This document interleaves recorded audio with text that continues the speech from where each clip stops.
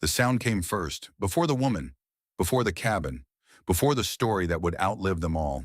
There was the sound, metal striking clay, a shovel blade biting into earth that did not want to be moved. Steady, slow, heavy, one strike every 4 seconds. The rhythm of someone who had been digging for a long time and intended to dig for a long time more. Ingrid Thornton was 28 years old, and she was building a grave for food instead of people. September 1886. The cabin sat on 160 acres in the Gallatin Valley, Montana Territory.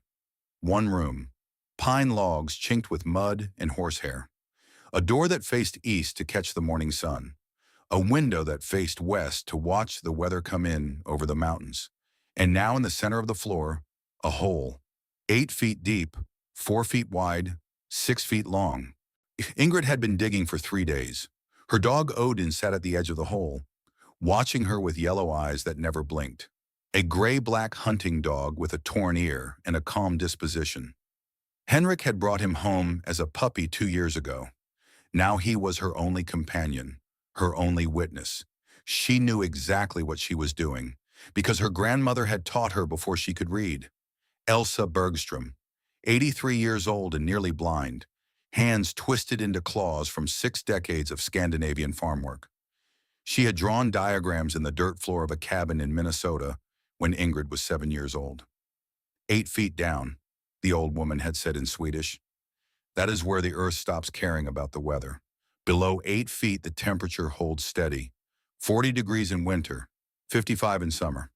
Cool enough to keep potatoes firm through March, warm enough that nothing freezes solid.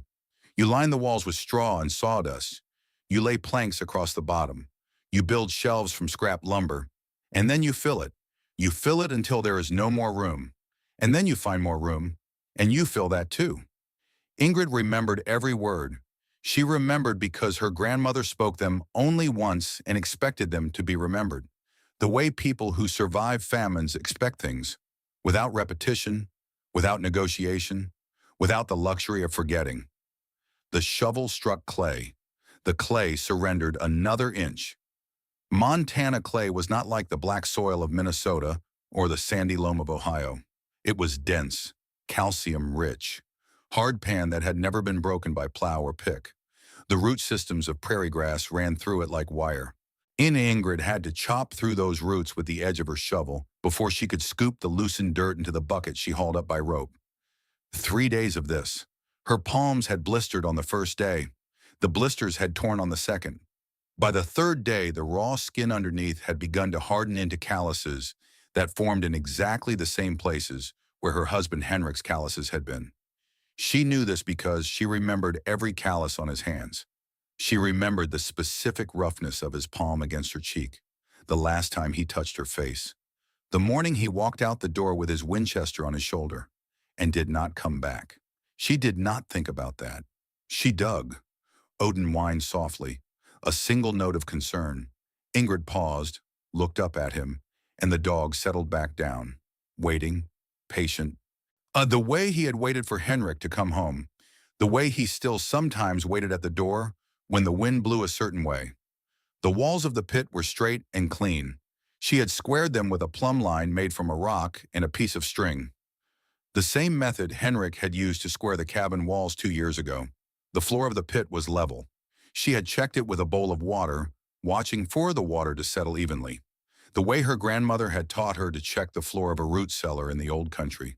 Every detail mattered, because every detail was the difference between food that lasted 7 months and food that rotted in 6 weeks. A root cellar with uneven walls allowed warm air pockets. Warm air pockets grew mold. Mold spread. By February, when you opened the trap door expecting potatoes, well, you found black slime and the smell of failure. Ingrid did not intend to smell failure. Not this year. Not ever again. She was lining the pit with planks of pine, spacing them 4 inches from the clay walls, packing the gap with alternating layers of straw and sawdust. When she heard the horses, not one horse, 4, and the particular sound of iron-rimmed wheels on hard-packed dirt that meant a carriage.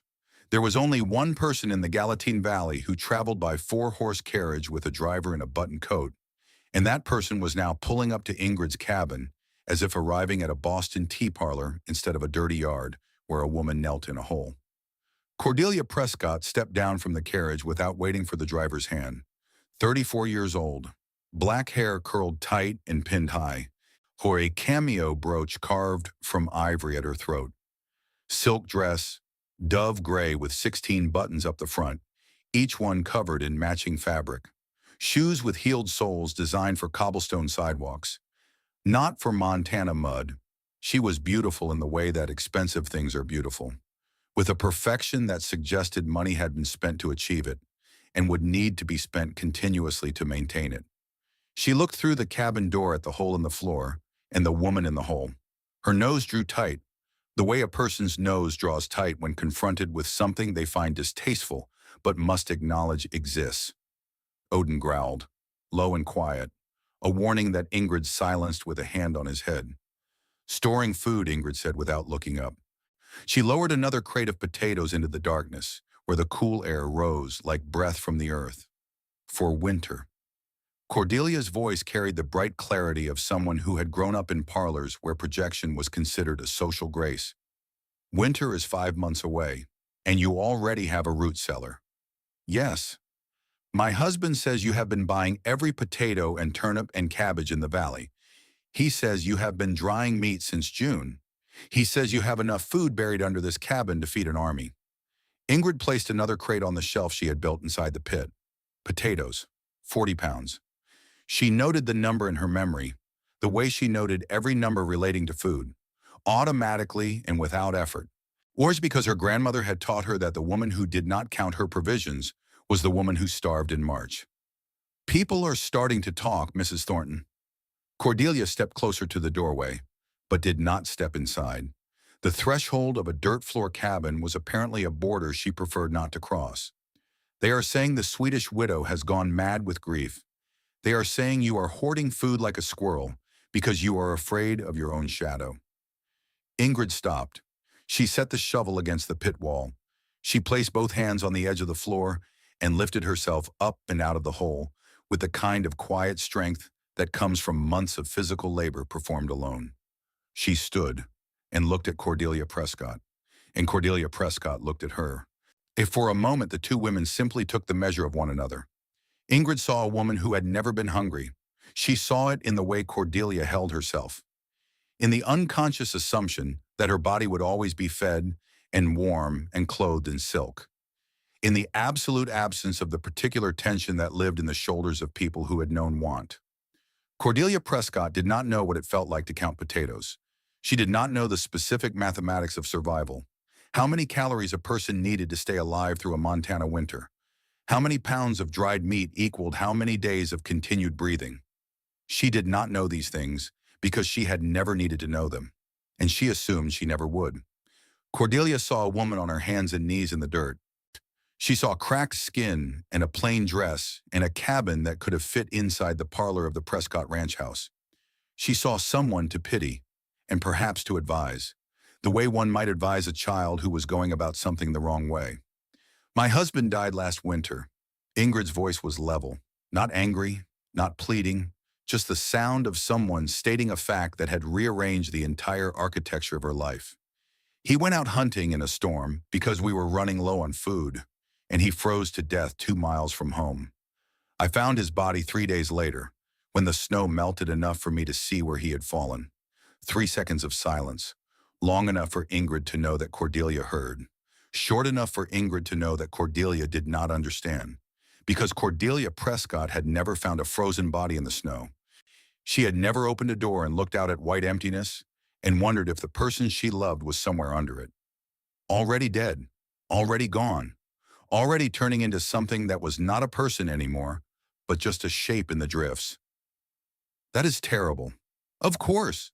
Cordelia's voice adjusted itself, the way voices do when they encounter grief they cannot comprehend, softening around the edges while remaining structurally unchanged. But surely the answer is not to become a hermit surrounded by vegetables. The answer is to be part of a community, to rely on your neighbors, to trust that civilization will provide. Civilization does not provide when the snow is 6 feet deep and the temperature is 40 below. Neighbors cannot help you when they are trapped in their own houses starving just as fast as you are. Ingrid climbed back into the pit, picked up the shovel, resumed digging with the same steady rhythm. One strike every 4 seconds. I am storing 600 pounds of food under this floor. Potatoes, turnips, carrots, cabbage, dried beans, dried meat, preserved fruit. Enough to last 7 months without leaving this cabin. And when winter comes, I will be ready. Cordelia laughed. It was a short sound, bright and sharp, the kind of laugh that was not really about amusement, but about the need to establish that what one was witnessing was absurd. 7 months. Winter in Montana is 4 months at most, 5 in a bad year. You are preparing for something that will never happen. My grandmother survived a famine in Sweden. She told me about winters that lasted until June, about people eating bark and leather and things I will not describe to you. She taught me that you never know how long winter will last until it is over, and by then it is too late to prepare. This is not Sweden, Mrs. Thornton. This is America. This is Montana. We have trains, we have telegraphs. We have ranchers with 100,000 head of cattle grazing in the valleys. Cordelia gathered her skirts and turned toward the carriage. She paused at the step, one hand on the lacquered door, and looked back. When spring comes and you are sitting on a mountain of rotting vegetables, I hope you will remember this conversation. I hope you will realize how foolish you have been. The carriage rolled away. Dust rose behind the wheels and settled slowly in the September sun. Ingrid watched it go, then looked down at the shovel in her hands, and at the pit beneath her feet, at the crates of potatoes waiting to be lowered into the dark. Odin pressed against her leg, a warm weight, a reminder that she was not entirely alone. She dug. What Cordelia Prescott did not know, what no one in the Gallatin Valley knew except Ingrid herself, was that the hole under the cabin floor was not the first hole Ingrid had dug that year. In March, when the ground finally thawed enough to accept a blade, Ingrid had dug another hole, behind the cabin, 6 feet deep, 3 feet wide, long enough for a man who stood 5'11" and had died with his arms at his sides and his rifle still on his shoulder. She had buried Henrik Thornton in that hole on the first day the earth would take him, 6 weeks after she found his body 2 miles from home, frozen upright in the snow. His face turned toward the cabin he could see but could not reach. And 3 weeks after burying Henrik, Ingrid had lost their child. She did not speak of this to anyone. There was no one to speak to. The nearest neighbor was 2 miles away, and the snow had only just begun to melt. Ingrid was alone in the cabin when it happened, alone on the floor, alone with the blood and the pain, and the absolute certainty that her body had finally surrendered the last thing it had been holding. She lay on the floor for 3 days. On the 4th day, she stood up. She boiled water. She made broth from the last handful of flour in the cabin. She drank it. She cleaned the floor. She opened the door and looked at the world outside, still white, still cold, still utterly indifferent to what had happened inside these walls. And she understood something that would govern every decision she made for the rest of her life. She understood the price of not enough food, not enough preparation, not enough respect for what winter could do when it decided to keep going. Henrik had been a good man, a kind man, the kind of man who stopped to help strangers with broken wagon wheels and gave away his last dollar to someone who looked like they needed it more. A man who laughed easily, who sang Swedish folk songs while he worked, who believed with his whole heart that things would work out because things had always worked out for him. He had grown up comfortable in Gothenburg, the son of a merchant who sold wool and dry goods and never missed a meal, never truly hungry, never truly afraid, never forced to reckon with the reality that the world contained forces that did not respond to good intentions or hard work, or the simple belief that tomorrow would be better than today. He met Ingrid at a Lutheran church gathering in Minneapolis in 1881. He was 26. She was 23. He noticed her because she was the only woman in the room who was not talking. She sat in a corner with a cup of coffee that she held with both hands, watching the room the way a person watches a river, alert to the current, reading the flow. He walked over and introduced himself. She looked at him with those ice blue eyes and said nothing for so long that he almost walked away.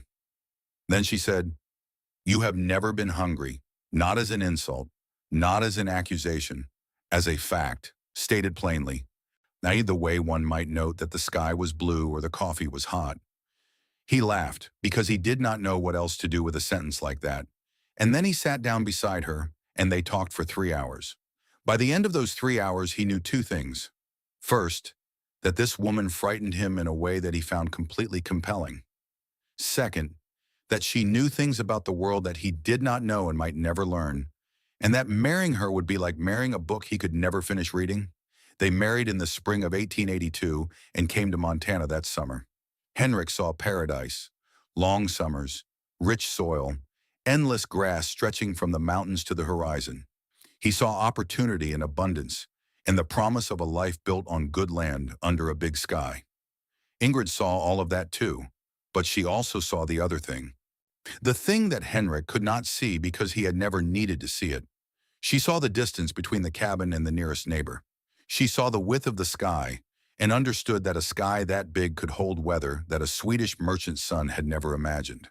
She saw the mountains and knew that wind coming over those peaks in January would carry cold that could kill a man standing up, freeze him in mid-stride, stop his heart between one step and the next. She told Henrik they should store more food. He smiled and kissed her forehead and said the sentence that she would hear in her memory for the rest of her life. The sentence that would echo in the empty cabin after he was gone. "We have enough. Do not worry." He said it with such warmth, such absolute confidence, that for a while she almost believed him. He built a cabin, broke ground for a farm, bought 30 head of cattle on credit, and stored just enough food to survive what he thought would be a normal winter. 200 pounds of potatoes and flour and dried goods, enough for 4 months, maybe 5. He calculated based on his experience in Sweden, where winters were long but temperate compared to what waited for them in Montana. He calculated based on what the established ranchers told him, men who had been in the territory for 5 or 10 years, and who said winter was cold but manageable. Nothing a well-built cabin and a decent supply of firewood could not handle. The winter of 1885 to 1886 was not normal. Snow in November that did not stop until April. Temperatures that dropped to 30 below and stayed there for weeks. Henrik's cattle froze where they stood in the fields, ice forming on their hides, their legs locked, their eyes open and unseeing, slowly disappearing under drifts that grew higher each day. By February, the food was running low. Ingrid was 4 months pregnant, and Henrik made the decision that killed him. He went hunting on February 23rd. He took the Winchester Model 1873 in .4, 440 caliber that he had carried from Minnesota. He wore his heaviest coat. He told Ingrid he would be back before dark. She asked him not to go, not with tears, not with pleading. Ingrid did not plead. She said it flat and plain. "I would rather eat less than lose you." Henrik kissed her forehead and said the words that kind men who have never been truly afraid always say. "You and the baby need food. I will be back before dark." A Montana blizzard is not like a storm in the east. It does not build slowly with darkening skies and dropping pressure. It drops out of nowhere. The Chinook winds reverse.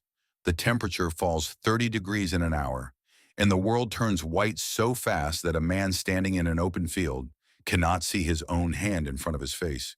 Henrik was 3 miles north of the cabin when the sky erased itself. He turned back. The tracks they found later proved he turned in the right direction. He was walking home. He was 2 miles from the door when his body stopped. Ingrid waited at the window through the night. She put another log on the fire. She boiled water for tea that she did not drink. She stood at the window and pressed her hand against the glass. The glass was so cold it burned her palm. She kept her hand there anyway, because the pain was something real. Something that was not the white void outside where her husband was somewhere.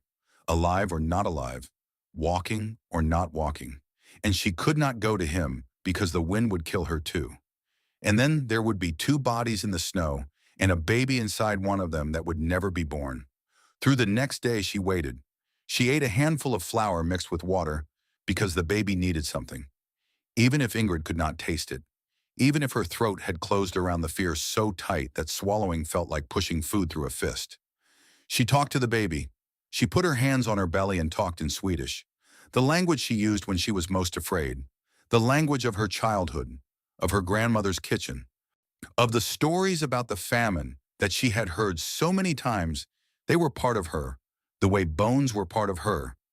She told the baby that its father would come home. She said it in Swedish, because lies sounded more like prayers in Swedish. Through the day after that. On the third morning, the snow thinned enough to walk. Not much, still knee-deep. But the wind had stopped and the sun was a pale disk behind clouds that had finally exhausted themselves. Ingrid put on Henrik's second coat, the one he had not taken because he only had two, and he had worn the heavier one. She walked out the door and began to search. She found him 2 miles north, standing upright in a drift, frozen in mid-stride, his rifle on his shoulder, his face turned toward the cabin.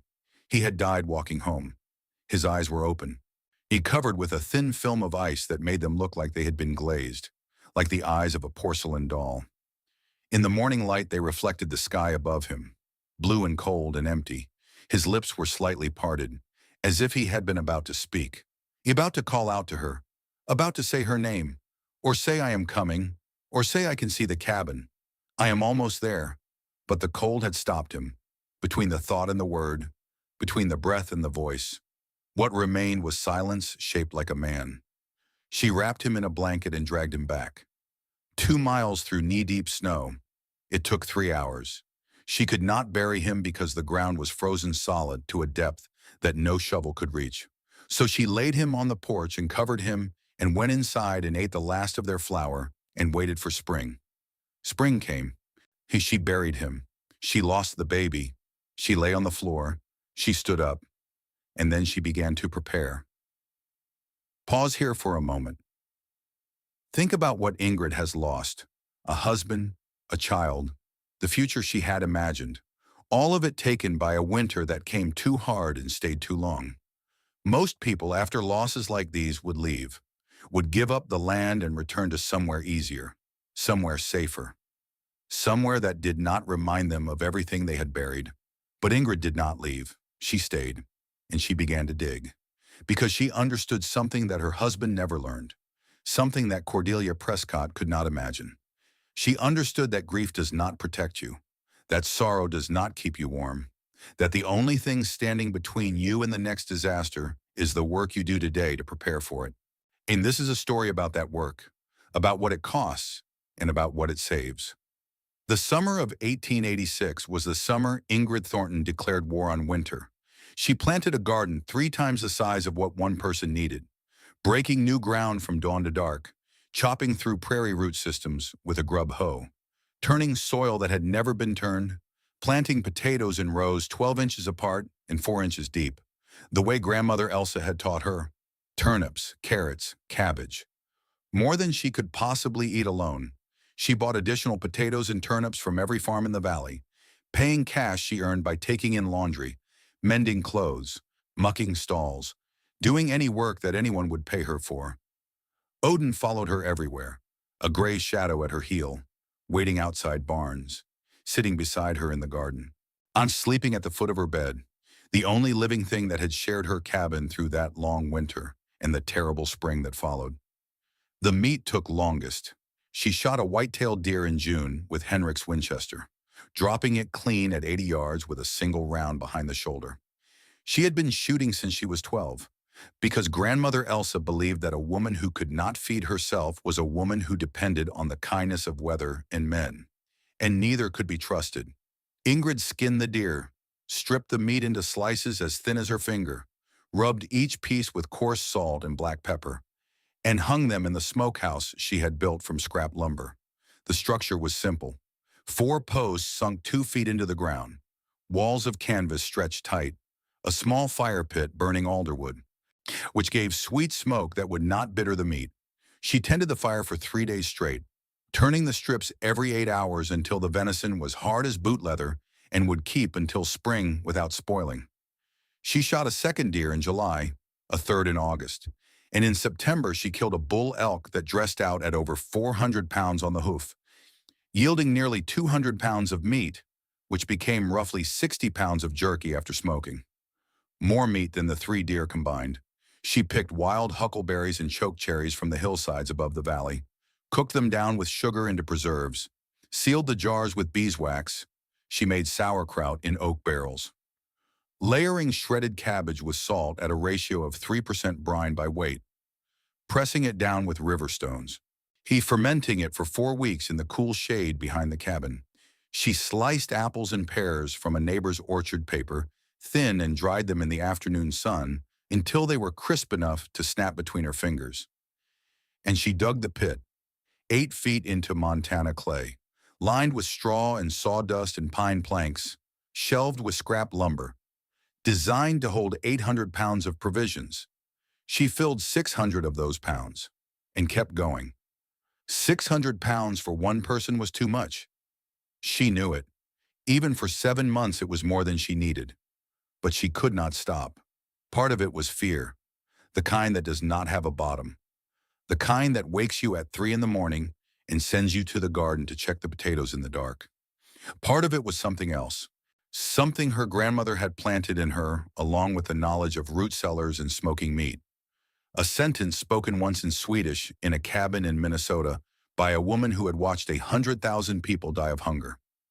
Always store enough for the people you have not met yet. Ingrid did not fully understand what that meant. Not yet. She would understand it in February, when the first knock came at her door. Grandmother Elsa came in late September, making the long journey from her son's farm near Helena, 83 years old, nearly blind. Her hands curled into shapes that no longer straightened. But when Ingrid helped her down the ladder into the pit, the old woman's remaining senses sharpened like a blade drawn across a stone. She felt the cool air rising from the packed earth. She ran her twisted fingers along the pine planks, testing the gaps between boards, checking the insulation layers. She pressed her palm against a sack of potatoes and held it there for a long time, feeling the temperature of the skin through the burlap, gauging whether the storage conditions were correct. "You are doing it right." The old woman's voice was quiet but certain. "This is how we survived in the old country. Not by trusting weather, not by trusting governments, not by trusting neighbors who smile in summer and lock their doors in winter, by trusting your own hands and the food they put away. People think I am crazy." Mrs. Prescott told everyone in town that I have lost my mind. Mrs. Prescott has never been hungry. Elsa's clouded eyes seemed to fix on something far away. Kisho, something that had happened 50 years ago in a country across an ocean. She does not know what it looks like when children grow thin, when their eyes get large in their faces while their bodies shrink around them.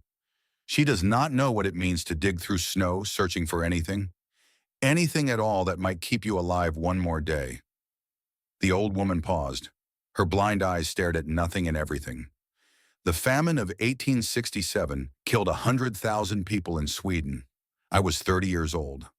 I watched my mother and 2 of my sisters starve to death in front of me. I watched their faces change. I watched their hands stop moving. I watched the light go out of their eyes like a candle flame pinched between 2 fingers. The winter lasted 7 months. Snow in October. No thaw until May. People ate grass. They boiled leather. When they did things I will not speak of. Not even now. Not in any language. Not to anyone. She paused again, her breathing slow and measured. When it ended, I swore I would never be caught without food again. Never. How much should I store? Enough for 7 months. Do not let anyone tell you that is too much. It is not nearly enough. But it is a start.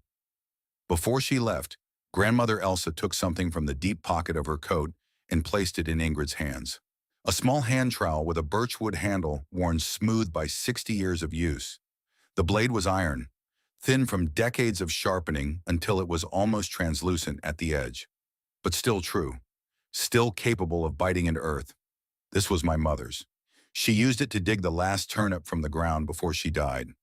I have carried it for 60 years. Across an ocean and half a continent. Now you carry it, not to display, not to remember, to use.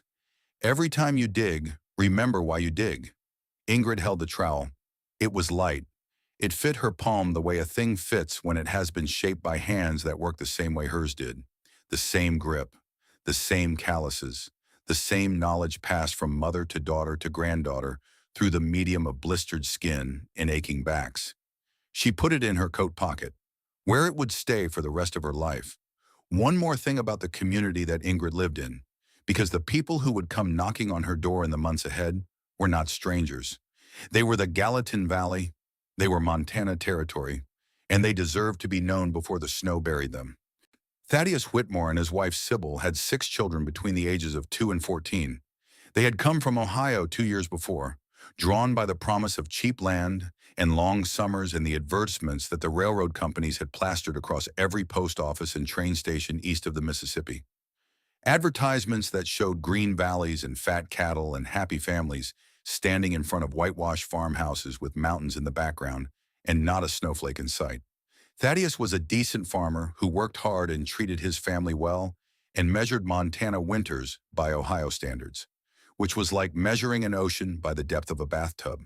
In Ohio, winter meant 4 months of cold and occasional snow and roads that might be difficult for a week or two. In Montana, winter meant something else entirely, something that Ohio had no vocabulary for. But Thaddeus did not know that yet, because he had only been through one Montana winter, and it had been a mild one, the kind that old-timers called a short-sleeve winter, barely below zero, snow that came and went. Nothing that challenged the assumption that this was a livable place. Sybil worried more than Thaddeus. She had a mother's instinct for danger, the particular radar that comes from being responsible for small lives that cannot protect themselves. She watched the sky the way Ingrid watched the sky, with the constant low-grade alertness of a woman who has looked at her pantry and counted the jars and the sacks and the tins and done the math and come up short. She told Thaddeus they should store more food. He said the same thing Henrik had said to Ingrid. It will be fine. Do not worry. Wes, there will be supply wagons, there are neighbors. This is not the wilderness. This is civilization. He said it with the certainty of a man who has never been wrong about anything important and does not expect to start being wrong now. One afternoon at the general store in town, while Ingrid was buying another 50 pounds of potatoes from the bin by the door, 3 women standing by the fabric counter stopped their conversation and watched her with the kind of attention that people reserve for spectacles and embarrassments. One of them, Prudence Holloway, said loud enough for Ingrid to hear, "That is the Swedish widow, the one who has been buying up everything." Prescott's wife says she has gone completely mad. Another laughed. And the third shook her head with the particular satisfaction of a person who enjoys the misfortunes and eccentricities of others. Ingrid loaded the potatoes onto her handcart without acknowledging them. She had learned a long time ago that people who talked about you in your presence were not worth the energy of a response. But as she pushed the cart toward the door, Sybil Whitmore stepped away from the counter where she had been pricing flour she could not afford and walked over to Ingrid. Sybil was thin already. Thin in the way farm wives get thin when they feed their children first and eat whatever is left, which some nights is nothing. She leaned close and said quietly, so only Ingrid could hear, "I do not think you are crazy, Mrs. Thornton. I just hope you are wrong." Ingrid looked into Sybil's eyes and saw the flicker of fear that Sybil was trying to keep hidden behind a smile that did not quite reach her cheekbones. The fear of a mother with 6 children and a pantry that was not full enough, and a husband who kept saying it would be fine. Ingrid wanted to say something. She wanted to say, store more food. She wanted to say, your husband is wrong. She wanted to say, winter is coming, and it will be worse than anything you have imagined. But she did not say any of those things, because she knew that people who are not ready to hear the truth experience it as cruelty. And she did not want to be cruel to a woman who was already afraid. So she nodded, just once, a small movement of her head that could have meant anything or nothing. And Sybil nodded back, and they parted. And 3 months later, Sybil would stand in Ingrid's cabin with 6 silent children and tears she could not afford to cry. And the nod would mean everything. Jameson Prescott, Cordelia's husband, 40 years old, big man, broad shoulders, voice that carried across a room without effort because he was accustomed to being heard. He had built the ranch from Cordelia's family money, though he never acknowledged this, presenting it instead as the product of his own vision and labor. 50,000 head of cattle on 100,000 acres.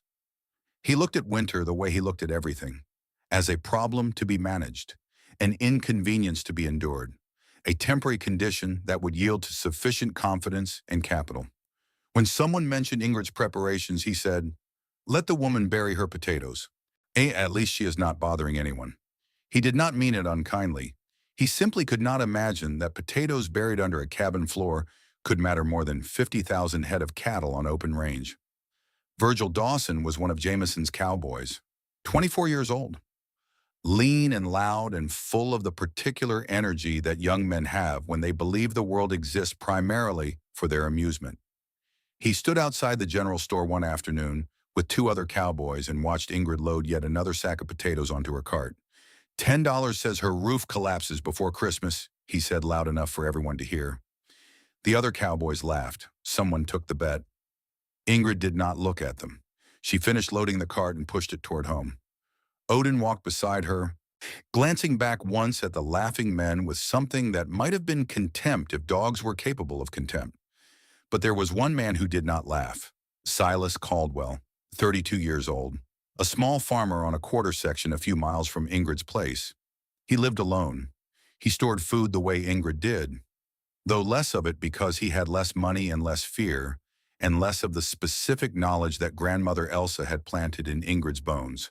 But he understood something about preparation that most people in the valley did not. He understood that the sky was not to be trusted. He had lost a brother to a Kansas blizzard in 1878. The lesson had stayed with him the way such lessons do.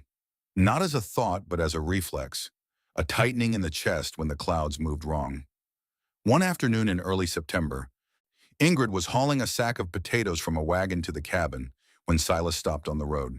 He looked at her, looked at the sack, and without a word dismounted, walked over, lifted the sack onto his shoulder, and carried it to her door. He set it down. He nodded once. He mounted his horse and rode on without having spoken a single syllable. Ingrid watched him go.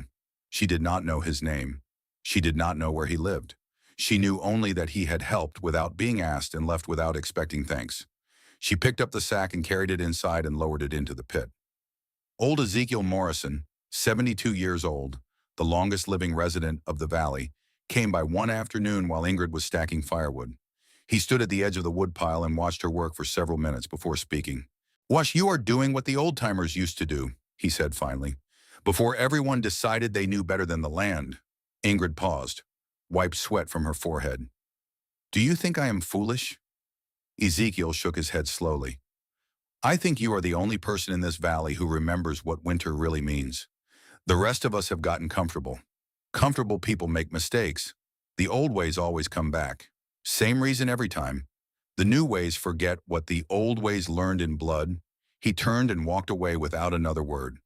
The first snow fell on November 9th, 1 foot of white that covered the valley from the mountains to the river and did not melt. Ingrid stood at her west-facing window and watched it come. Watched the flakes falling thick and steady. Watched the fence posts disappear inch by inch. More snow the following week. More the week after that. By the end of November, the drifts were 2 feet deep and the roads were becoming difficult. By December, 3 feet. The temperature dropped with the snow. 20 below in early December. 25 by mid-month. 30 below by Christmas. Ingrid stood at the window and felt something she had not felt in months. Not peace exactly. Not happiness. Something quieter. The particular calm of a person who has done everything they can do and knows it. The pit was full. 600 pounds of potatoes, turnips, carrots, cabbage, dried beans, smoked venison and elk, preserved berries, sauerkraut, dried apple and pear slices. The firewood was stacked 8 feet high along the north wall of the cabin. The door was sealed with rags stuffed into every crack. The water barrel was full. The fire was lit. She had done the work. Now there was only the waiting. But standing at that window, watching the snow erase the valley 1 inch at a time, she thought of grandmother Elsa and Helena, of Sybil Whitmore and her 6 children 2 miles down the road, of all the families in the Gallatin who did not have 600 pounds of food beneath their floors, who had stored enough for a normal winter because they believed in normal winters, who had trusted trains and telegraphs and 100,000 head of cattle to stand between them and starvation. She reached into her coat pocket and closed her fingers around the worn birch handle of the trowel. And she understood that this winter would test more than her preparation. It would test something deeper. It's something that her grandmother had tried to teach her with 7 words in a cold cabin in Minnesota. Always store enough for the people you have not met yet. Outside, the temperature dropped another 10 degrees as the sun went down. In the forest above the valley, trees began to explode in the darkness. The sap inside them froze and expanded and split the trunks apart with sounds like rifle shots that echoed across the snow and rolled down into the valley where Ingrid stood at her window and listened. Odin whined and pressed closer to her leg. And on the Prescott Ranch, spread across 100,000 acres of what had seemed like endless paradise just 2 months before, 50,000 head of cattle stood in the open with snow on their backs and ice on their hides and nothing to eat beneath 6 feet of white, and they began to die. Kira, pause here for a moment. Here is something most people do not understand about cattle in a blizzard. They do not run. They do not panic. They do not try to escape. They stand where the last grass was and they wait for it to come back. And when it does not come back, they die standing up. Their bodies freeze in place, legs locked, heads bowed, ice forming on their hides in layers that thicken each night until the animals look less like cattle and more like sculptures carved from something that is not quite stone and not quite flesh.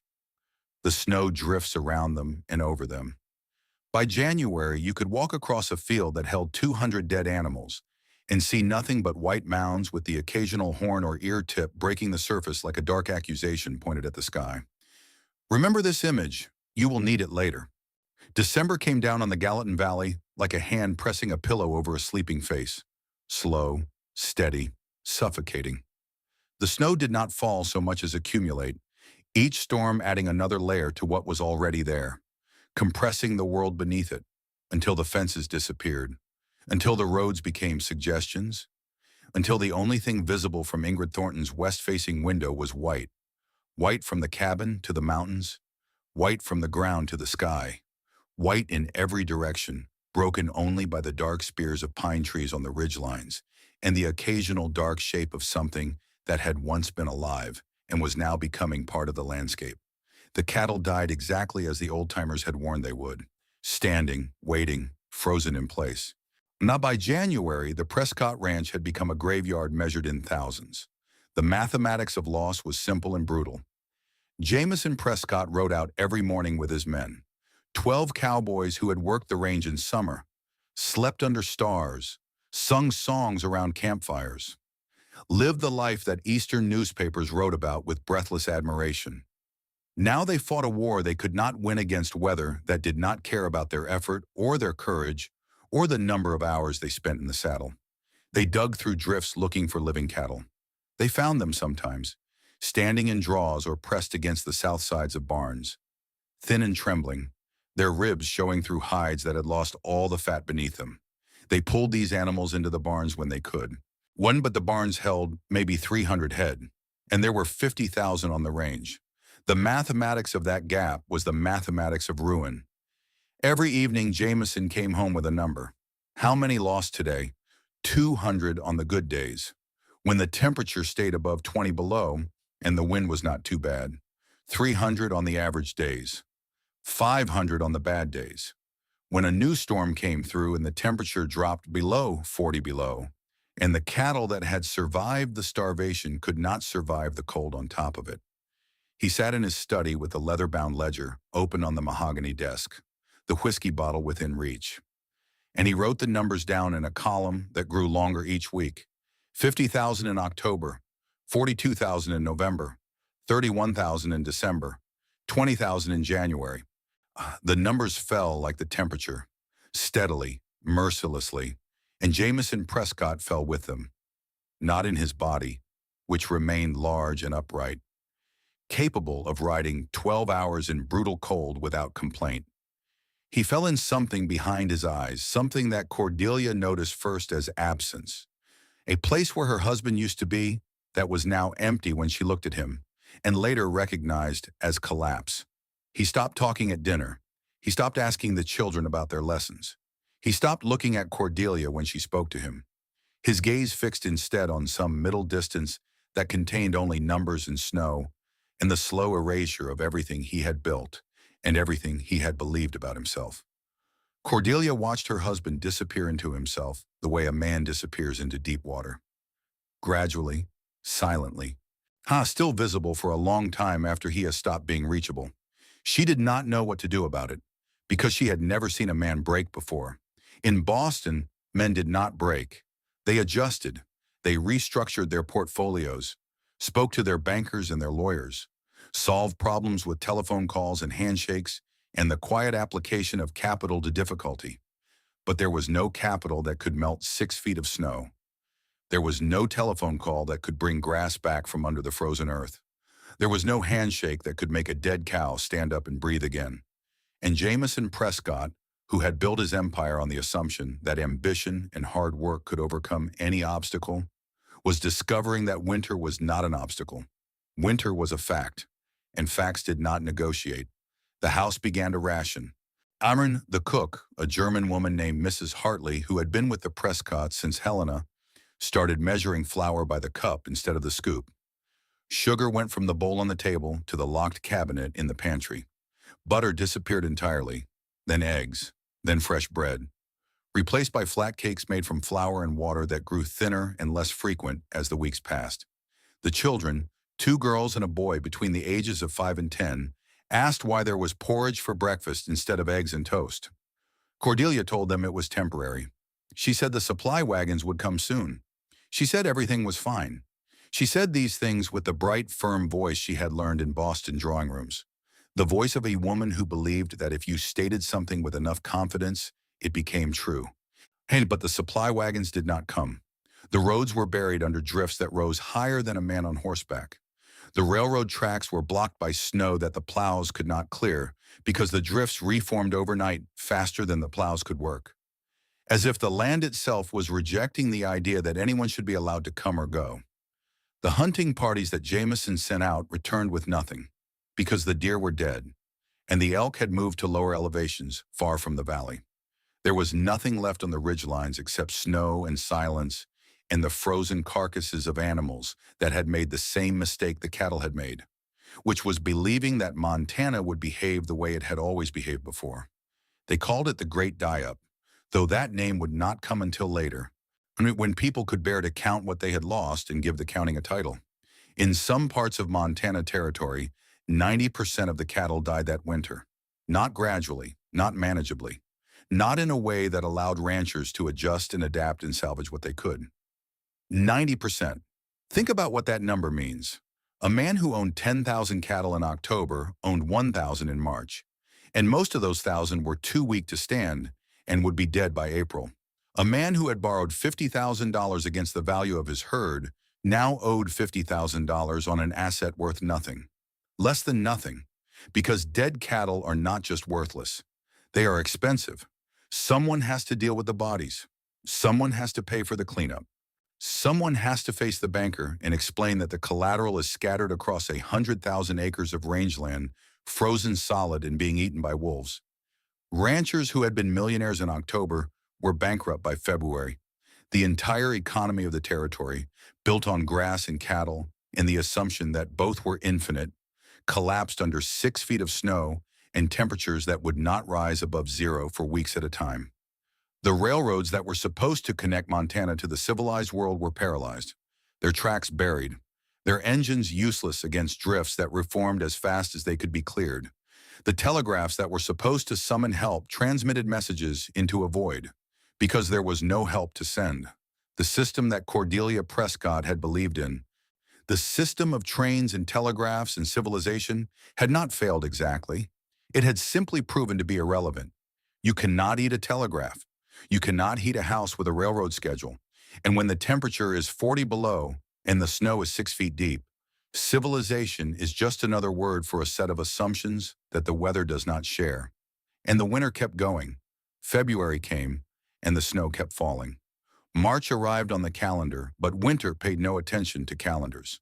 The blizzards continued. The drifts grew higher. April appeared as a date and nothing more.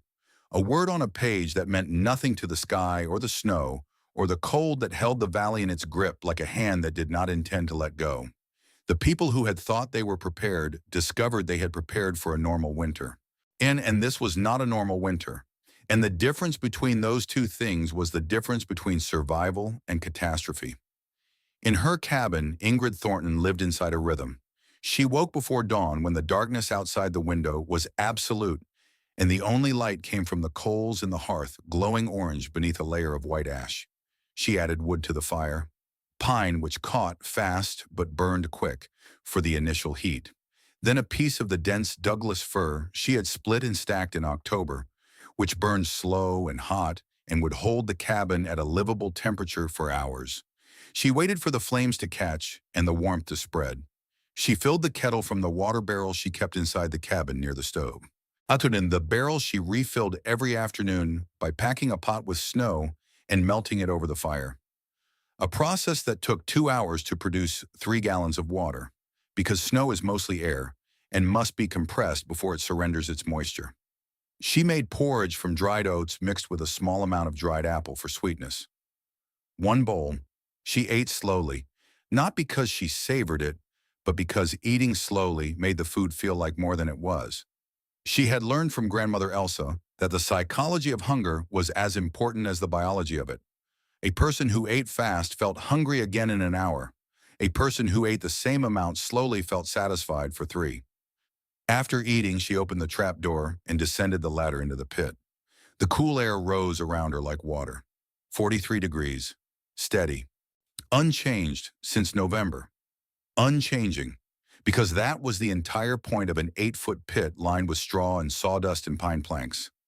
The earth at that depth did not care about the blizzard above or the 40 below on the surface. It held its temperature the way a promise holds its shape, firm and reliable and worth trusting your life to. She counted every morning. She counted the potatoes in their burlap sacks sorted by size because small potatoes spoiled faster and needed to be eaten first. The turnips in their straw-lined crates, hard and dense and capable of lasting until May if the temperature stayed below 50. The carrots packed in sawdust which wicked moisture away from the skin and prevented the soft rot that could destroy a carrot in 2 weeks if stored wrong. The cabbage heads wrapped individually in newspaper because cabbage released moisture as it aged, and the paper absorbed it, keeping the heads dry and firm. The jars of preserved fruit on the upper shelves, where the air was slightly warmer, their wax seals intact, their contents glowing amber and dark red like small windows into the summer that had produced them. The dried meat hanging from hooks driven into the pine plank walls. Dark strips of venison and elk that were hard as wood and would stay that way until water and heat softened them back into something a human body could digest. She had a notebook. She recorded the numbers. She calculated how many days each category of food would last at her current rate of consumption. She did this every morning without fail. And she did it not because the numbers changed overnight, but because the act of counting was the only thing that stood between her and the particular madness that comes from being alone in a small room for months while the world outside tries to erase everything in it. Some mornings she counted twice, some mornings 3 times. She would close the trap door, climb up, sit at the table, and then open it again and go back down and count again. The numbers had not changed in the 15 minutes since she last counted them. She knew they had not changed, but the act of not counting felt like the act of not breathing, a voluntary cessation of something that her body demanded she do. And so she counted, and the counting held her together, the way the straw and sawdust held the temperature in the pit. Umar through insulation and persistence and the stubborn refusal to let the cold get in. Odin stayed close, always within sight, sleeping by the fire when she was inside, sitting beside her when she descended into the pit, a warm presence in the cold dark. The nights were the hardest, not because of the cold, which the cabin handled well enough with a good fire and the quilt she had sewn from scraps during the summer months. Not because of the wind, which howled and rattled the door, but could not enter through the sealed walls and the rags stuffed into every crack. The nights were hard because they were long and they were silent. And in the silence, Ingrid's mind did things she could not control. She heard Henrik's footsteps on the porch. She heard him stamping snow from his boots the way he always did. 2 hard stamps of each foot, left, right, left, right. A pattern so specific and so familiar that her body responded to it before her mind could intervene. Her heart lifting, her eyes going to the door, her lips beginning to form the beginning of a word that would be his name. The door did not open. The footsteps were ice cracking on the roof, or a branch falling against the wall, or nothing at all. Just the sound of a cabin settling in extreme cold. The logs contracting as the temperature dropped, the joints between them shifting by fractions of an inch that sounded like boot heels on wood. One night in January, 40 below outside, the trees in the forest above the valley exploding with sounds like gunshots as their frozen sap split the trunks apart. Ingrid got out of bed. She lit the oil lamp. She sat at the table. She poured a cup of water from the barrel. She set a second cup across from her in front of the empty chair where Henrik used to sit, and she talked to him. She told him about the pit beneath the floor. She told him how many pounds of potatoes she had stored and how she had arranged them by size, and how the temperature held steady at 43 degrees, exactly as grandmother Elsa had predicted. She told him about Cordelia Prescott and the black carriage and the cameo brooch and the silk dress and the laugh that was bright and sharp and dismissive.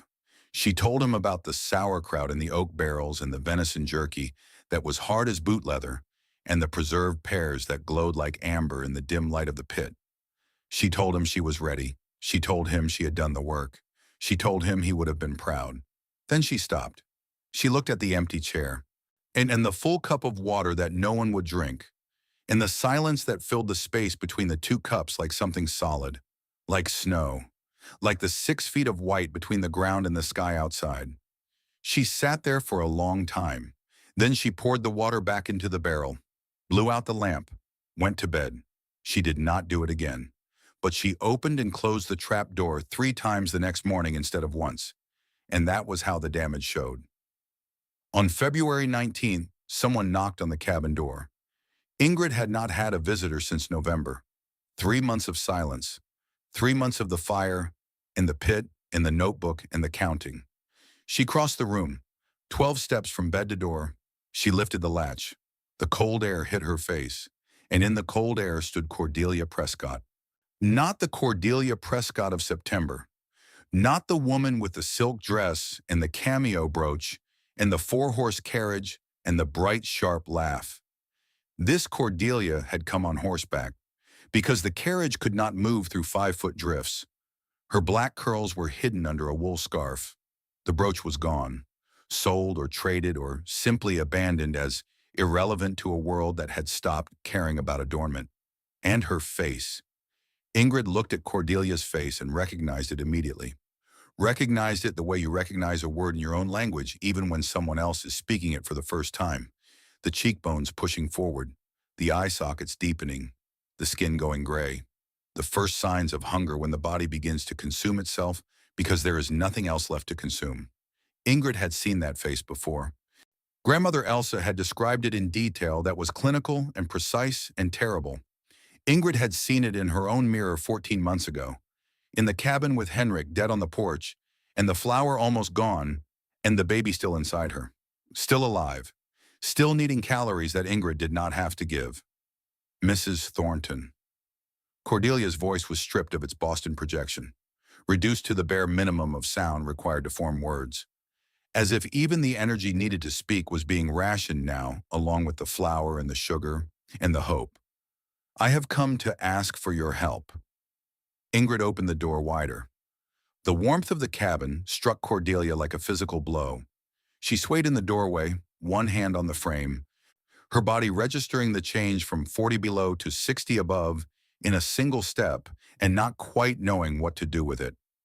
Her eyes moved across the room, taking in everything she had mocked 6 months before. The fire burning in the hearth with a steady orange glow that spoke of adequate fuel and careful management.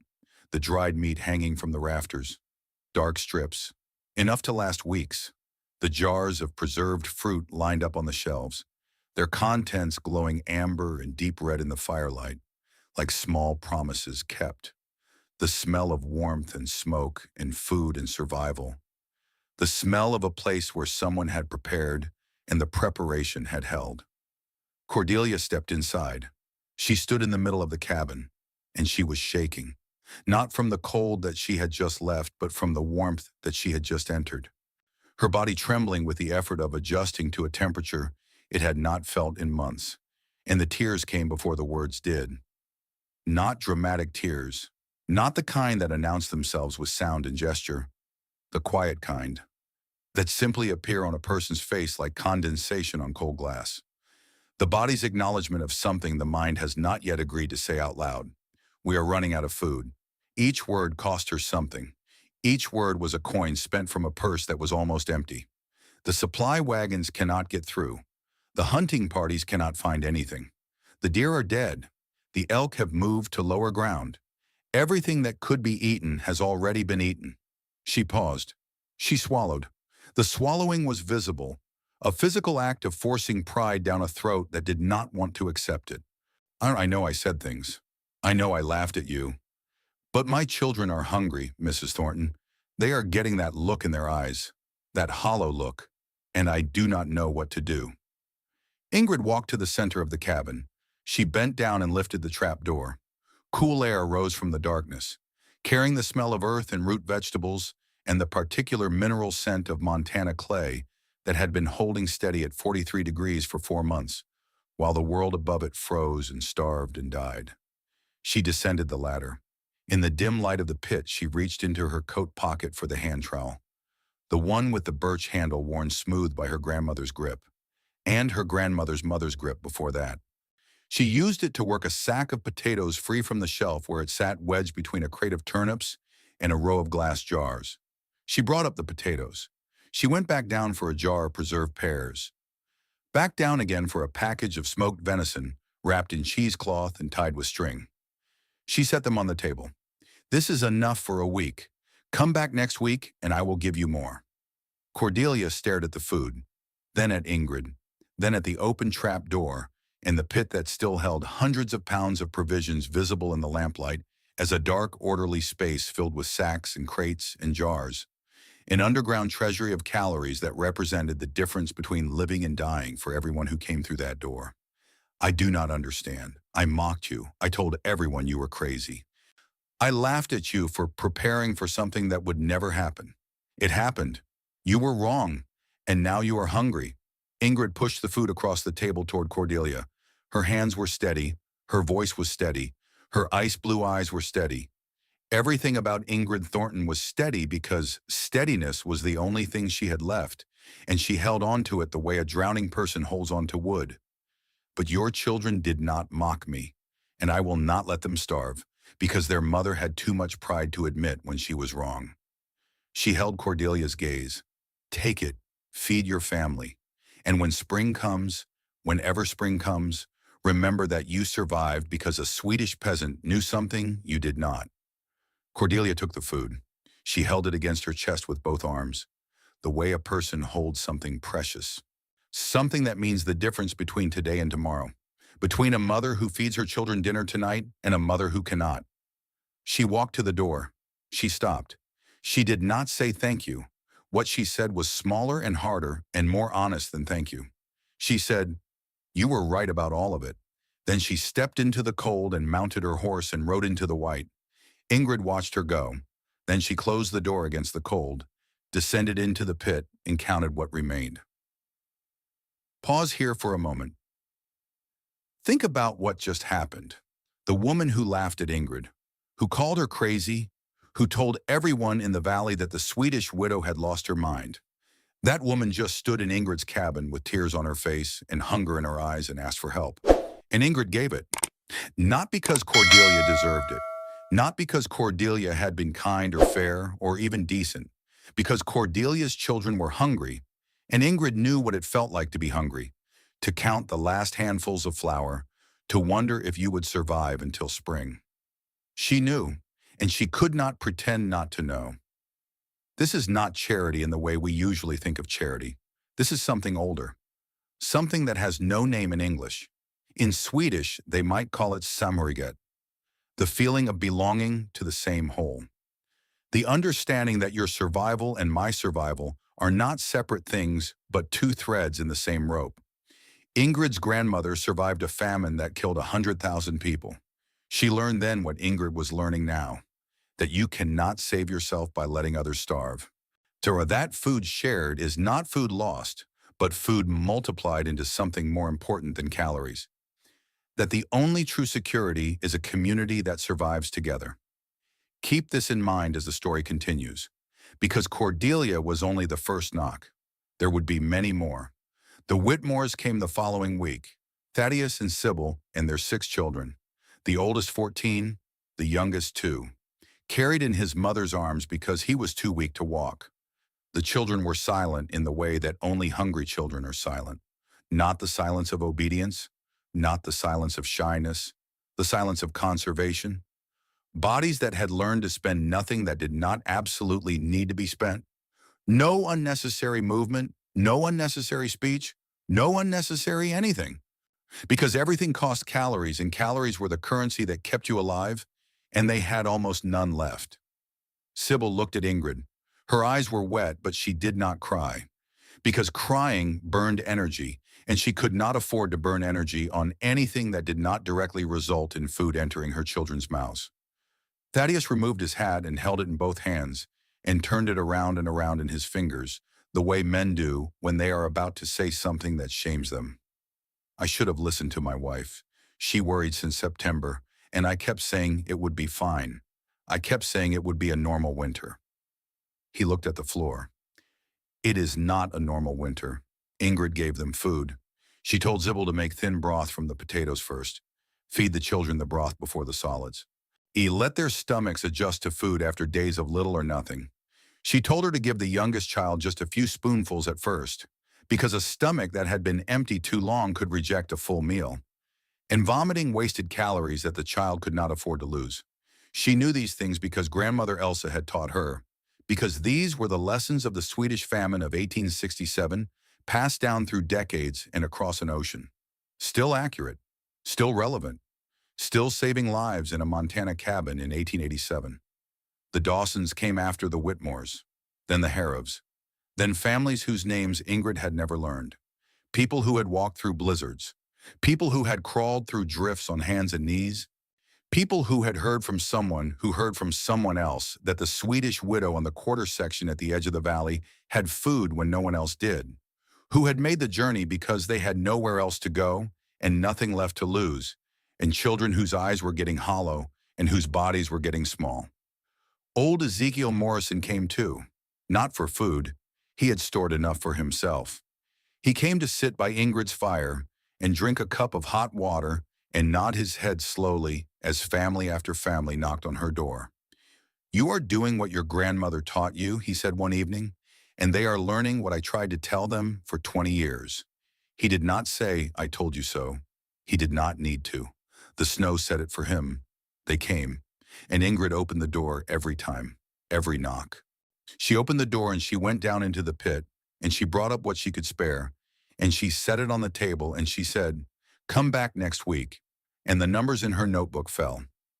600 pounds in November, 500 in January, 400 by early February, 300 by the end of February, 200 in March. The column of numbers became a countdown. Ingrid watched it the way a person watches a candle burning in a room with no other light. Knowing that when the flame reaches the bottom, the darkness will be complete. She began cutting her own rations. One bowl of porridge became half a bowl became a few spoonfuls. The spoonfuls became smaller. She ate less so others could eat, and her body responded the way bodies respond to deprivation.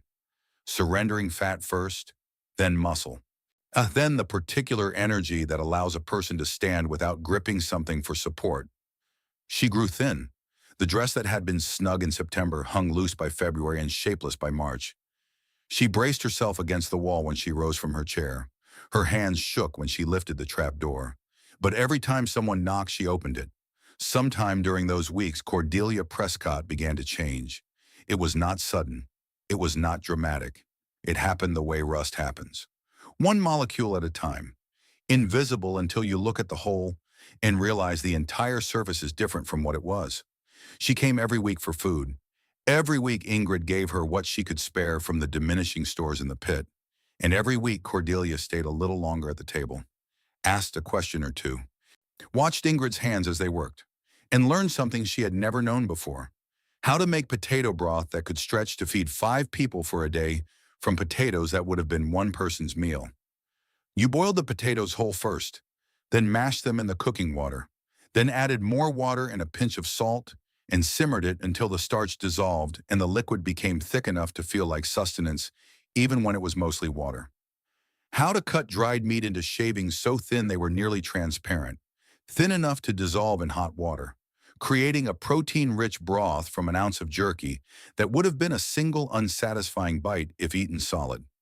How to keep children warm at night without burning more wood than necessary by heating a stone in the fire, wrapping it in cloth, and placing it at the foot of the bed where it would radiate warmth for hours. Small lessons, practical lessons, the accumulated wisdom of generations of women who had survived in cold climates with limited resources. Knowledge that had been refined by necessity over centuries and passed from mother to daughter in kitchens and cellars, and beside fires in cabins not much different from this one. The kind of knowledge that Boston finishing schools did not teach, because Boston finishing schools assumed there would always be servants and money and supply wagons and the entire apparatus of civilization standing between a woman and the need to know how to keep herself alive with her own hands. Cordelia absorbed these lessons with an intensity that surprised Ingrid. She asked questions the way a good student asks questions, not to make conversation, but to understand. She repeated instructions back to make sure she had them right. She practiced cutting dried meat with the knife Ingrid lent her, trying to get the slices thin enough, failing, trying again. She was, Ingrid realized, a capable woman who had simply never been asked to be capable of anything beyond social performance and household management conducted through servants. Under the silk and the cameo and the bright Boston voice, there was someone who could learn, someone who could survive, someone who just needed the crisis to be large enough to burn away everything that was not essential and reveal the structure underneath. One afternoon in March, sitting at Ingrid's table while a blizzard screamed outside and the cabin shuddered in the wind, Cordelia asked the question that had been building in her for weeks. "Are you not afraid of running out?" Every day. Cordelia was quiet for a long time. The fire cracked in the hearth, sending up a shower of sparks that glowed briefly and went dark. The wind threw handfuls of ice crystals against the window, with a sound like sand being poured on glass. "I was never afraid of anything before this winter." Her voice was different now. Not the bright projecting Boston voice. Something quieter. Something that had been stripped of performance the way her wardrobe had been stripped of silk. "I thought that was because I was brave. I thought the absence of fear meant the presence of courage. Now I understand. It was because I was ignorant. I was not brave, I was just comfortable. And comfort looks like courage when you have never been tested." When Ingrid did not respond to that, there was nothing to add. Cordelia had arrived at a truth that most people never reach, because most people are never cold enough or hungry enough or frightened enough to see past the assumptions they were raised with. She had earned that truth with 5 months of winter and the slow erosion of everything she had believed. It was hers now, and it did not need Ingrid's commentary or approval. One night in March, with the pit down to 150 pounds, Ingrid sat on the floor beside the open trap door. The cool air rose from the darkness. Her legs hung over the edge. In her hand she held the trowel, the birch handle warm from her grip. She looked down at what remained. Potatoes, some beans, a few jars, the dried meat nearly gone. The shelves that had been full in November were mostly empty now. Bare pine planks that had once held the weight of 600 pounds of survival and now held dust and the faint smell of vegetables that were no longer there. She calculated. If she stopped giving food away today, right now, if she sealed the trap door and told the next person who knocked that she had nothing left, she could survive until May. Maybe June if she stretched it. She would be alive when the snow melted. She would walk out of this cabin on her own 2 feet into a spring that would come eventually, because spring always came eventually. But the Whitmore children would not walk out, and the Dawson family would not walk out, and the hair of baby, 3 months old, born in November into a world that was trying to kill it, Warren would not survive another week without the milk that its mother could only produce if its mother had enough to eat. Ingrid opened the trap door, closed it, opened it, closed it, stood up, walked to the window, walked back, opened the trap door again. The argument was not with anyone outside the cabin. It was with the part of herself that wanted to live. The animal part. The part that counted potatoes and measured survival in pounds and knew exactly how many days of breathing each sack represented. That part said, close the door. Keep it closed. You have lost enough. You have given enough. No one would blame you. She looked at the trowel, the birch handle, the iron blade. 60 years of use by women who had dug food out of the earth and given it to people who needed it. Not a decoration, not a symbol, a tool. A tool for digging things up and giving them away. She closed the trap door. She went to bed. And in the morning when the next family knocked, she opened the door and went down into the pit and brought up food and gave it away. In the middle of March, a man walked through the snow to Ingrid's cabin. She opened the door expecting another hungry family. It was Silas Caldwell, the man who had carried her potato sack in September without speaking. He was thinner than she remembered, much thinner, but he was standing, and on his shoulder was a burlap sack that was not small. He did not speak. He set the sack on the porch. Inside it, Ingrid could see potatoes, dried beans, a wrapped portion of smoked meat. Not a great deal, but enough. Enough to keep one person alive for 2 weeks if that person was careful, and Ingrid was always careful. When she looked at the sack, she looked at him. She understood what it meant. He had given away his own reserves, or close to it. He was doing for her what she had been doing for everyone else. You have been feeding 11 families. His voice was low and quiet, the voice of a man who measured his words the way Ingrid measured her potatoes, carefully and without waste. Who has been feeding you? Ingrid did not answer. She pulled the sack inside. She opened it, examined the potatoes. Firm. No sprouts. Good. She put a pot of water on the stove. Silas stood at the door, not entering, not leaving, occupying the threshold with the patience of a man who was accustomed to waiting for things to happen in their own time. Ingrid looked at him over her shoulder. Come in. It is cold. He came in. He sat in the chair. Henrik's chair. Ingrid noticed.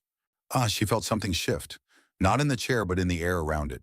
The faint disturbance of a space that had been empty for a long time suddenly having someone in it again.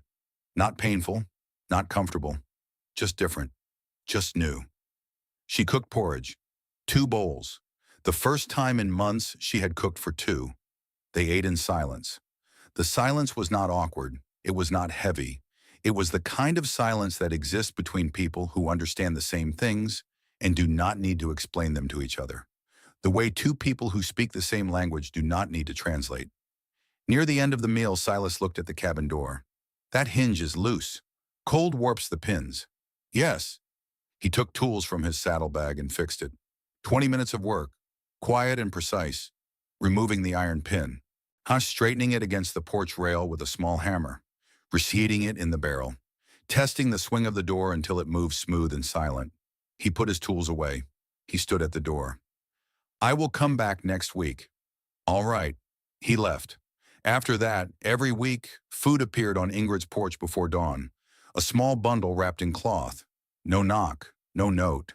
Just sustenance left by a man who said very little but did a great deal. And Ingrid ate it, and it kept her alive. Meanwhile, the news from the Prescott Ranch grew worse with each of Cordelia's visits. Jameson had stopped riding out. He sat in his study all day. He had stopped talking to the children entirely. The whiskey bottle emptied and was replaced and emptied again. Cordelia described this in fragments. Not as a story, but as a series of observations that she had not yet assembled into their obvious conclusion. Ingrid listened and heard what Cordelia was not saying, heard the fear beneath the facts, the growing certainty that something was happening in that study that Cordelia could not stop and did not know how to name. One evening in late April, the snow still falling, the pit down to 30 pounds, Ingrid opened the door expecting another hungry family. It was Cordelia, but not the Cordelia who came for food. This Cordelia was shaking. Her face was wet. Her breathing came in short gasps. She stood in the doorway and tried to speak, and the words would not come, and all that emerged was a single syllable. Jameson. She did not finish. She did not need to. Ingrid looked at Cordelia's eyes and saw in them something that went beyond hunger and exhaustion and the slow erosion of pride. She saw the specific devastation of a woman who had just witnessed something that could not be undone, something that ended not with a period, but with a permanent silence. And Ingrid reached out and took Cordelia's arm and pulled her inside and closed the door against the cold. Cordelia sat at the table and told it in pieces, not in order, not coherently. The way a person tells something that has just happened and has not yet become a story, when it is still raw and jagged, and the mind has not yet figured out how to arrange the fragments into a sequence that makes sense. Jameson had been in his study. The door was locked. He had locked it from the inside, which he had never done before in all the years Cordelia had known him. Because Jameson Prescott was a man who kept doors open, who wanted to be available, who ran his ranch and his household with the expansive confidence of someone who believed that access to him was a privilege people should enjoy. But that afternoon the door was locked, and when Cordelia turned the handle and found it would not move, she had felt something cold settle in her stomach. Not hunger, though she was hungry. Not fear, exactly, though she was afraid. Recognition. The recognition of a pattern completing itself. Of something that had been building for weeks finally arriving at the place it had always been heading. The children were napping upstairs. 2 girls in one bed, the boy in the other. Cordelia had arranged them that way every afternoon since December. Chosana, because napping conserved calories. And sleeping children did not ask questions about why there was no bread and no butter and no meat and no anything except thin potato broth made from the provisions that Ingrid Thornton had given them each week. The provisions that were keeping them alive while their father sat in his study and watched the numbers destroy him. Cordelia was in the kitchen trying to make soup from potato peels and the last tablespoon of salt in the house when she heard the sound. She knew what it was immediately. She said this to Ingrid without inflection, without drama, as a simple statement of fact. She knew. There was no moment of confusion, no wondering if a door had slammed or a shelf had fallen or a window had broken in the wind. The sound of a rifle fired inside a closed room is not like any other sound on earth. And Cordelia had lived on a cattle ranch for 2 years. She knew exactly what a gunshot sounded like. And this was a gunshot. And it came from the study where her husband was locked inside with his ledger and his whiskey and the column of numbers that had erased his fortune and his pride. And finally, on this afternoon in April with the snow still falling outside, his will to continue. She walked to the study door. She stood outside it for 10 minutes. She told Ingrid this with the specificity of someone who had counted each of those minutes. 10. She counted them because counting gave her something to do other than open the door. And she needed those 10 minutes. She needed them to assemble herself, to check the parts of Cordelia Prescott that still function, to test the structural integrity of the woman who would walk through that door and see what was on the other side, and then walk back out and climb the stairs and wake the children and be their mother. Their only remaining parent, the only adult left in their lives who had not been destroyed by 7 months of snow. She needed those 10 minutes to become the person her children would need when they woke up. Then she opened the door. She did not describe what she saw. She did not need to. Ingrid had found Henrik frozen in the snow with his rifle on his shoulder and his face turned toward home. She understood that the specifics of a man's death mattered less than the fact of his absence. The sudden void in the architecture of a life where a person had been standing. And the silence that fills a room when the last echo fades and what is left is not quiet but emptiness. A different thing entirely. Jameson had used the Winchester he kept mounted above the fireplace, the one he had been prouder of than anything else in the house. He had the ledger open on the desk. He had been looking at the numbers, the column that began with 50,000 in October and ended with something close to nothing in April. The arithmetic of ruin written in his own hand. Each entry a step down a staircase that led to the locked door and the rifle on the wall, and the decision that men like Jameson Prescott make when they discover that the world does not bend to ambition, that cattle and money and confidence are not enough, that winter does not care who you are or what you built or how hard you worked to build it. Ingrid listened to all of this. She did not say, "I am sorry," because Ingrid did not say things she could not make true. And no word she possessed could travel back in time and unlock that study door and take the rifle from the wall and hide it and sit Jameson Prescott down and tell him that bankruptcy was not the end of a life. only the end of a fortune, and that the difference between those two things was the difference between something that could be rebuilt and something that could not. She did not say it will be all right, because it would not be all right. Not for a long time. Perhaps not ever. A woman with 3 children and no husband and no money and no cattle and a house full of Boston furniture that was worth nothing in a territory where everyone was ruined was not going to be all right. She was going to survive or she was not. And the margin between those two outcomes was measured in pounds of food and the willingness to keep going when every reason to keep going had been taken away. Ingrid did what she knew how to do.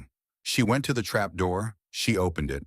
She descended the ladder into the pit where the air was 43 degrees and the light was dim and the food was almost gone.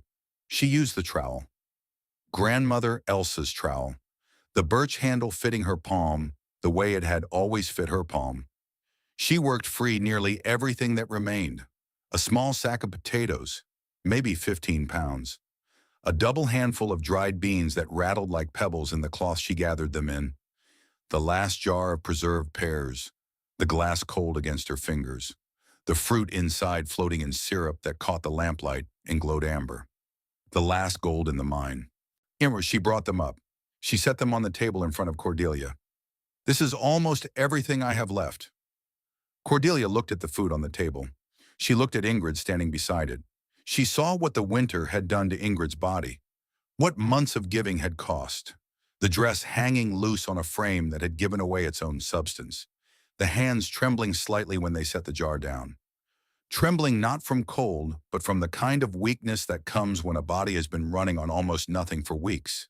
The face that carried its own hollowness now. Its own version of the hunger that Cordelia had brought to this cabin in February. Because Ingrid had been feeding 11 families with food meant for one, and she had cut her own meals to almost nothing so that children she had never met before this winter could eat. You will die. Maybe. But your children will not. The words sat on the table between them, with the potatoes and the beans and the single jar of pears. Ingrid did not explain them. She did not elaborate or justify or deliver a speech. She stated the arithmetic. She might die. The children would not. The math was clear. And Ingrid had always trusted mathematics more than words, because mathematics did not lie and did not change its mind and did not promise things it could not deliver. Cordelia picked up the food. She held it against her body. She stood at the door and looked at Ingrid for a long time. And in that look, something passed between the two women that neither would ever fully describe. It was not friendship, though it was closer to friendship than anything either had felt for the other before. It was not forgiveness. Well, no, forgiveness was part of it. It was recognition. The recognition of two women who had both lost husbands to the same winter. One to a blizzard, one to a ledger, who had both been broken by it in different ways, who stood on opposite sides of a divide that had once seemed permanent and immovable and now seemed like nothing. Like a line drawn in snow, already melting, already disappearing. Cordelia left. Ingrid closed the door. She went to the pit. She looked down into it. The shelves that had held 600 pounds of survival were bare. A few potatoes the size of her fist. A scattering of beans. Enough for 3 days. Maybe 4 if she stretched it. And she would stretch it. Because stretching was what she did. It was what her grandmother had done. It was what her grandmother's mother had done with the last turnip before she died. So she sat on the edge of the pit with her legs hanging into the cold darkness. She held the trowel in both hands, the birch handle warm from her grip, the iron blade catching the firelight. And for the first time since this story began, for the first time since she had dragged Henrik's frozen body across 2 miles of snow, for the first time since she had lain on the cabin floor and lost the child that had been growing inside her. Ingrid Thornton cried, not for long, not with sound. She cried the way a person cries when they have been holding something so tightly and for so long that their hands have cramped around it and they cannot uncurl their fingers anymore. She cried because she was tired, tired of being strong, tired of being prepared. Tired of being the one who opened the door and went down into the pit and brought up food and gave it away while her own body consumed itself. Tired of being right about winter, being right about preparation, being right about the fragility of civilization and the reliability of snow. It had not kept her warm. It had not filled the empty chair at her table. It had not brought back the husband or the child she had lost. Being right was just another word for being alone with accurate information. She wanted someone to be strong for her, just for one night, just for 1 hour. She wanted to sit in a chair and have someone bring her food and tell her she did not have to count it. She wiped her eyes with the heel of her hand. She closed the trap door. She boiled the few remaining potatoes and ate half and saved half for tomorrow. She went to bed and she told herself what she had told herself every night since she stood up from the floor where she lost her baby. Tomorrow, if someone knocks, you will open the door. Because that is what you do. That is what Grandmother Elsa did. That is what Grandmother Elsa's mother did. And the chain does not break because you are tired. Pause here for a moment. Stop and think about what Ingrid just did. She gave away almost everything she had left. She might die so that children she barely knows can live. This is not charity. This is something else entirely. In Sweden, they have a word for it. In English, we simply call it surviving together. Ingrid's grandmother taught her 7 words that have echoed through this entire story. Always store enough for the people you have not met yet. Now you understand what those words mean. They do not mean store extra for yourself. They mean store enough to share, store enough to give away, store enough to keep your neighbors alive when their own preparations fail. Because your survival and their survival are not separate things. They are the same thing, 2 threads in the same rope. And when one thread breaks, the whole rope weakens. Keep this in mind as we approach the end. Because Ingrid gave everything she had, and now she has almost nothing left. What happens next might surprise you. The next morning someone knocked. Ingrid braced herself against the wall and crossed the cabin. She lifted the latch, expecting another family. Hollow eyes, silent children. The arithmetic of desperation. Silas Caldwell stood on the porch. Thin, thinner than she had ever seen him. Assured to his cheekbones sharp under skin that had gone tight from weeks of eating less than a body needs. His coat hung loose on shoulders that had narrowed over the winter, but he was standing straight, and on his shoulder was a burlap sack, and the sack was heavy. He set it down on the porch without a word. Ingrid looked inside. Potatoes, dried beans, smoked meat, not a little. Enough. Enough for 2 weeks, maybe 3. She understood what the sack was. It was his last reserve, or close to it. He was giving her what she had been giving everyone else. He was closing the circle. She looked at the sack. She looked at him. And then something happened that had not happened before in any of Silas's visits. Ingrid's legs gave out, not dramatically, not with a cry or a collapse. She simply sat down on the porch step because her body had decided without consulting her mind that it was done standing. She sat with the sack of food beside her and her hands in her lap, and she looked at the ground between her boots and she did not get up. Silas did not move for a long time. He stood on the porch and looked at the woman sitting on the step, and he understood what he was seeing. He was seeing the cost. He was seeing what it looked like when a person had given everything away and had nothing left to stand on. Not food, not strength, not the particular stubborn energy that had kept Ingrid Thornton upright and functioning and opening her door for 5 months while her body consumed itself to feed strangers. He sat down beside her on the step, not close, not touching, just beside her. The way 2 people sit on a bench when they both need to rest. He did not speak. He did not offer comfort. He did not say any of the things that well-meaning people say to exhausted people. Things like you need to rest and you have done enough and let someone else carry this. Because he understood that Ingrid did not want words. She wanted silence that was not lonely. She wanted to sit beside another person and not have to explain anything or justify anything or be strong about anything. They sat on the porch step for a long time. The April air was still cold, but the worst of the cold had broken. And somewhere in the distance, beneath the snow that still covered the valley, water was beginning to move. The faintest sound of dripping. The first whisper of a thaw that was still weeks away, but already announcing itself in small ways that only people who listened to the earth could hear. Odin came and lay at their feet, his gray head resting on his paws. Patient, present. Ingrid spoke first. I fed 11 families. I know. The pit is empty. I know. Jameson Prescott shot himself yesterday. Silas was quiet for a moment. Then he said, I heard a shot. I was not sure where it came from. They sat in silence again.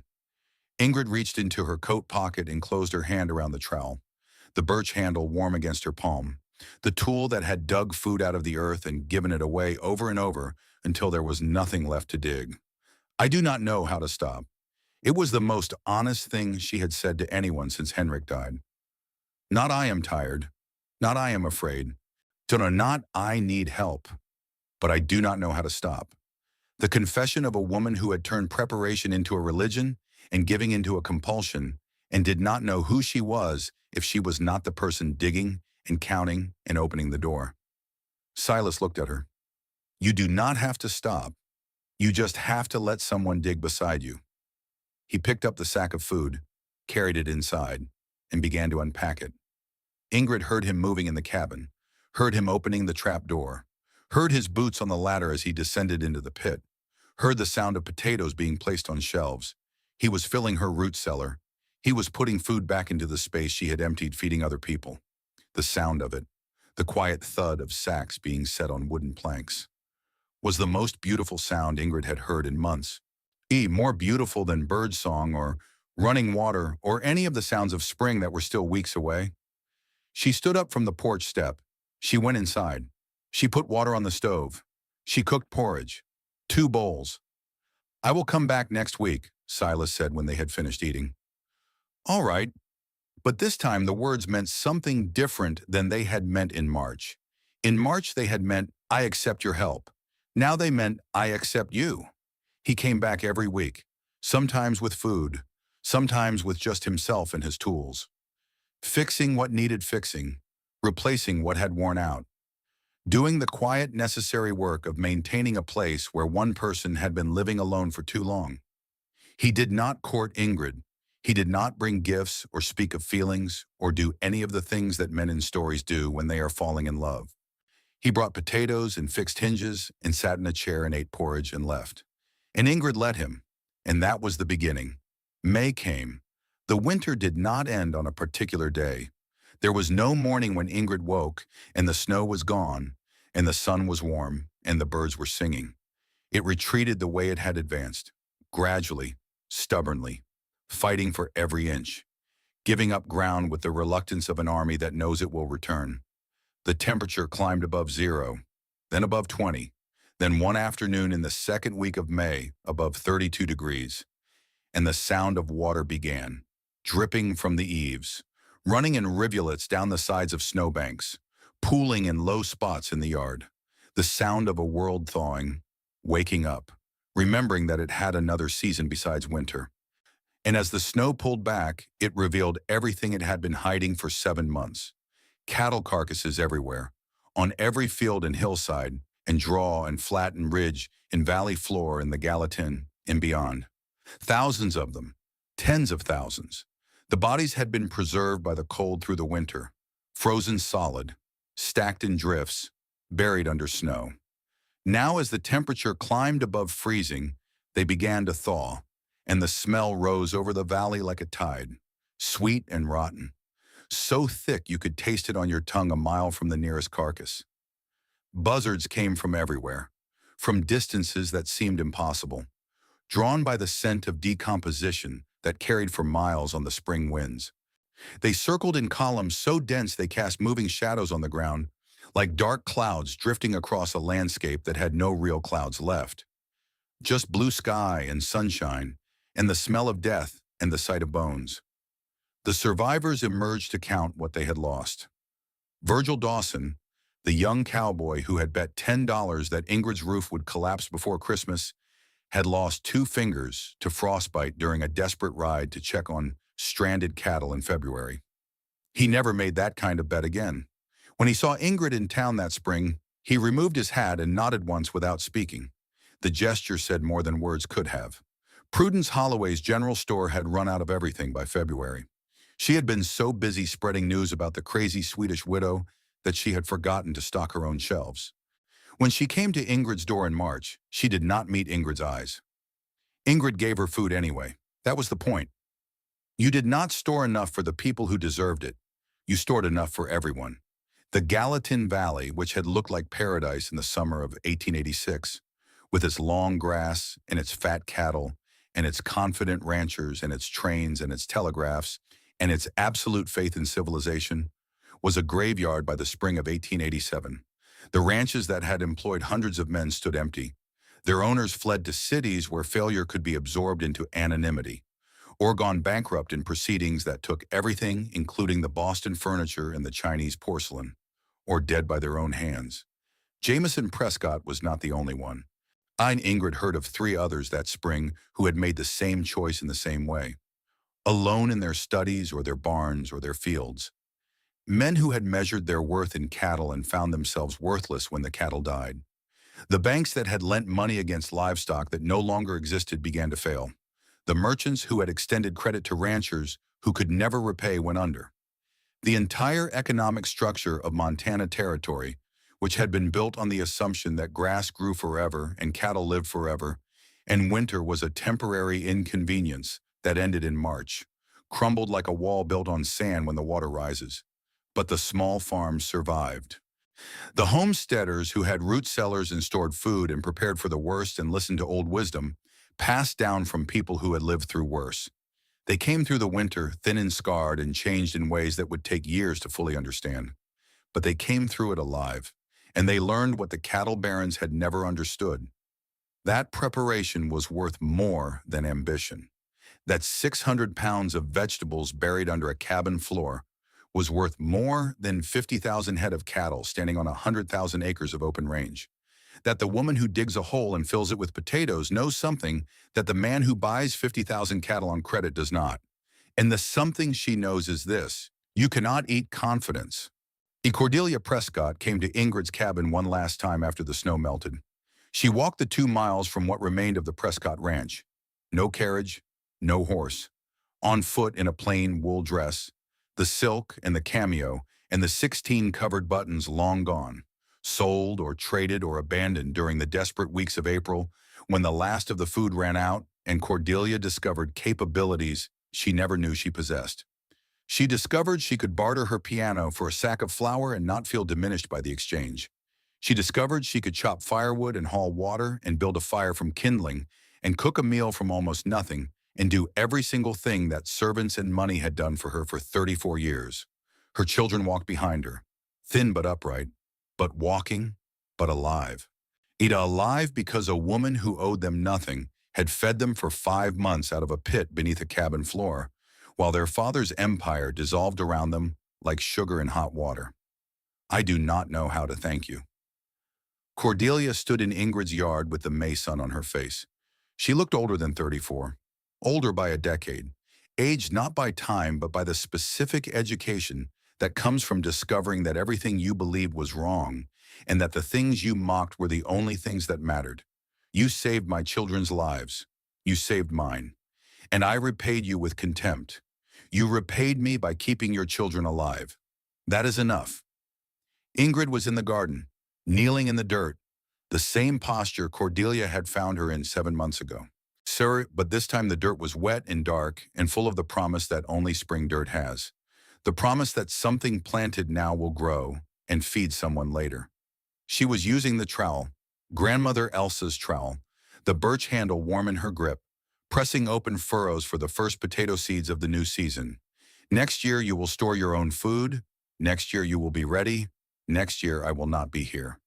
Cordelia looked around at the valley, at the cattle bones whitening in the spring sun, at the empty ranch houses and the collapsed barns and the abandoned corrals, at the wreckage of an economy and a way of life, and 100,000 dreams that had all frozen to death along with the cattle.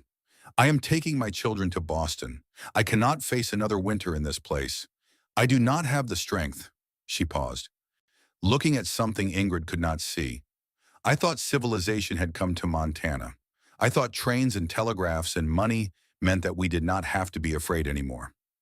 I thought we were beyond all that, beyond hunger, beyond cold, beyond the kind of fear that makes a person bury potatoes under a floor.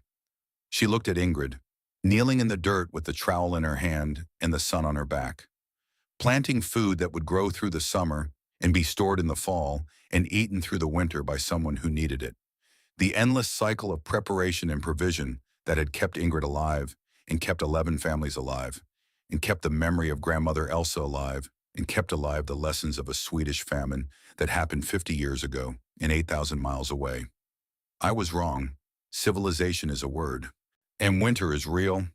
Ingrid set another potato seed in the furrow, covered it with dark, wet earth, pressed it down with the flat of the trowel. The people who understand that are the ones who survive. Cordelia extended her hand. Ingrid took it. The hand she held was not the hand she remembered from September. The soft, manicured Boston hand that had never gripped anything rougher than a silver fork. This hand was cracked and calloused. The nails were broken. The skin was rough from months of work that no amount of cream or care would ever fully reverse. The permanent record of a winter that had rewritten everything Cordelia Prescott believed about who she was and what she was capable of. Ingrid squeezed the hand once, then let it go. Cordelia turned and walked away down the road with her 3 children behind her. Single file, the oldest carrying the youngest, walking south toward the railroad that would take them east to Boston and away from Montana forever. Ingrid watched them go until they were small on the road and then gone. Then she turned back to the garden and opened another furrow. Grandmother Elsa Bergstrom died that summer, peacefully, in the cabin of her son near Helena. She was 84 years old. She had crossed an ocean and half a continent, carrying nothing but knowledge and a hand trowel and the memory of 100,000 dead. She had lived long enough to see another famine find her in a new country, another winter that lasted 7 months, another proof that the lessons she had learned in Sweden in 1867 were true everywhere and always, in every language, on every continent, in every century. Regardless of what people told themselves about trains and telegraphs and the triumph of civilization over nature. Ingrid traveled to Helena for the burial. She stood beside the grave on a hillside overlooking the valley where her grandmother's son had farmed for 20 years. The minister read from the Bible. The son and his wife wept. Ingrid did not weep. She held the trowel in her coat pocket, the birch handle against her palm, and she listened to the words. And she thought about the women who had held this tool before her. The mother who had dug the last turnip and died. The daughter who had carried the trowel across an ocean and taught a granddaughter how to build a root cellar in Montana clay. And now the granddaughter, standing at a grave, holding the tool, carrying the knowledge forward. While she thought about placing the trowel in the grave, giving it back, returning it to the woman who had given it to her, her hand moved toward her pocket, then stopped. Grandmother Elsa would not want it in a grave. Grandmother Elsa would want it in a garden, in the hands of someone who was still digging, still planting, still storing food for the people she had not met yet. Tools were not for the dead. Tools were for the living, and the living had a great deal of work left to do. Ingrid Thornton married Silas Caldwell in the autumn of 1889 in a small ceremony at the Lutheran church in town. The minister was the same one who had read the service for grandmother Elsa 2 summers before. The congregation was small farmers and their wives, homesteaders who had survived the winter. For people who understood what it meant to be alive in Montana in 1889 and did not take the fact of their survival lightly. Ingrid wore a new dress, the first new dress she had owned since coming to Montana 7 years before. Simple cotton, not silk, blue, not gray, no cameo brooch, no 16 covered buttons. Just a dress that fit a woman who had spent the summer eating well and working hard and slowly rebuilding the reserves that the winter had taken from her body. In her coat pocket, the trowel. She had considered leaving it at home, but that felt wrong, like leaving part of herself behind, like walking into a new life without the tool that had dug her out of the old one. When the minister asked the question and Ingrid said yes, she thought about Henrik. Not with grief, though grief was there, permanent and quiet. A room in the house of her heart that would never be empty and never be fully lit. She thought about him with gratitude. He had taught her how to love another person. He had shown her what kindness looked like in a man who gave it freely and without calculation. And his death had taught her the other lesson, the harder one, the lesson about preparation and survival and the price of not enough. Both lessons were part of her. Both had brought her to this church, to this man, to this moment of beginning again. Silas understood. He understood because he was the same kind of person, made from the same material, shaped by the same knowledge. He stored food. He read the sky. He planned for the worst and worked for the best, and did not confuse optimism with preparation. He had survived the great die-up, not through luck or wealth or the size of his herd, through the simple, persistent practice of putting things away before they were needed.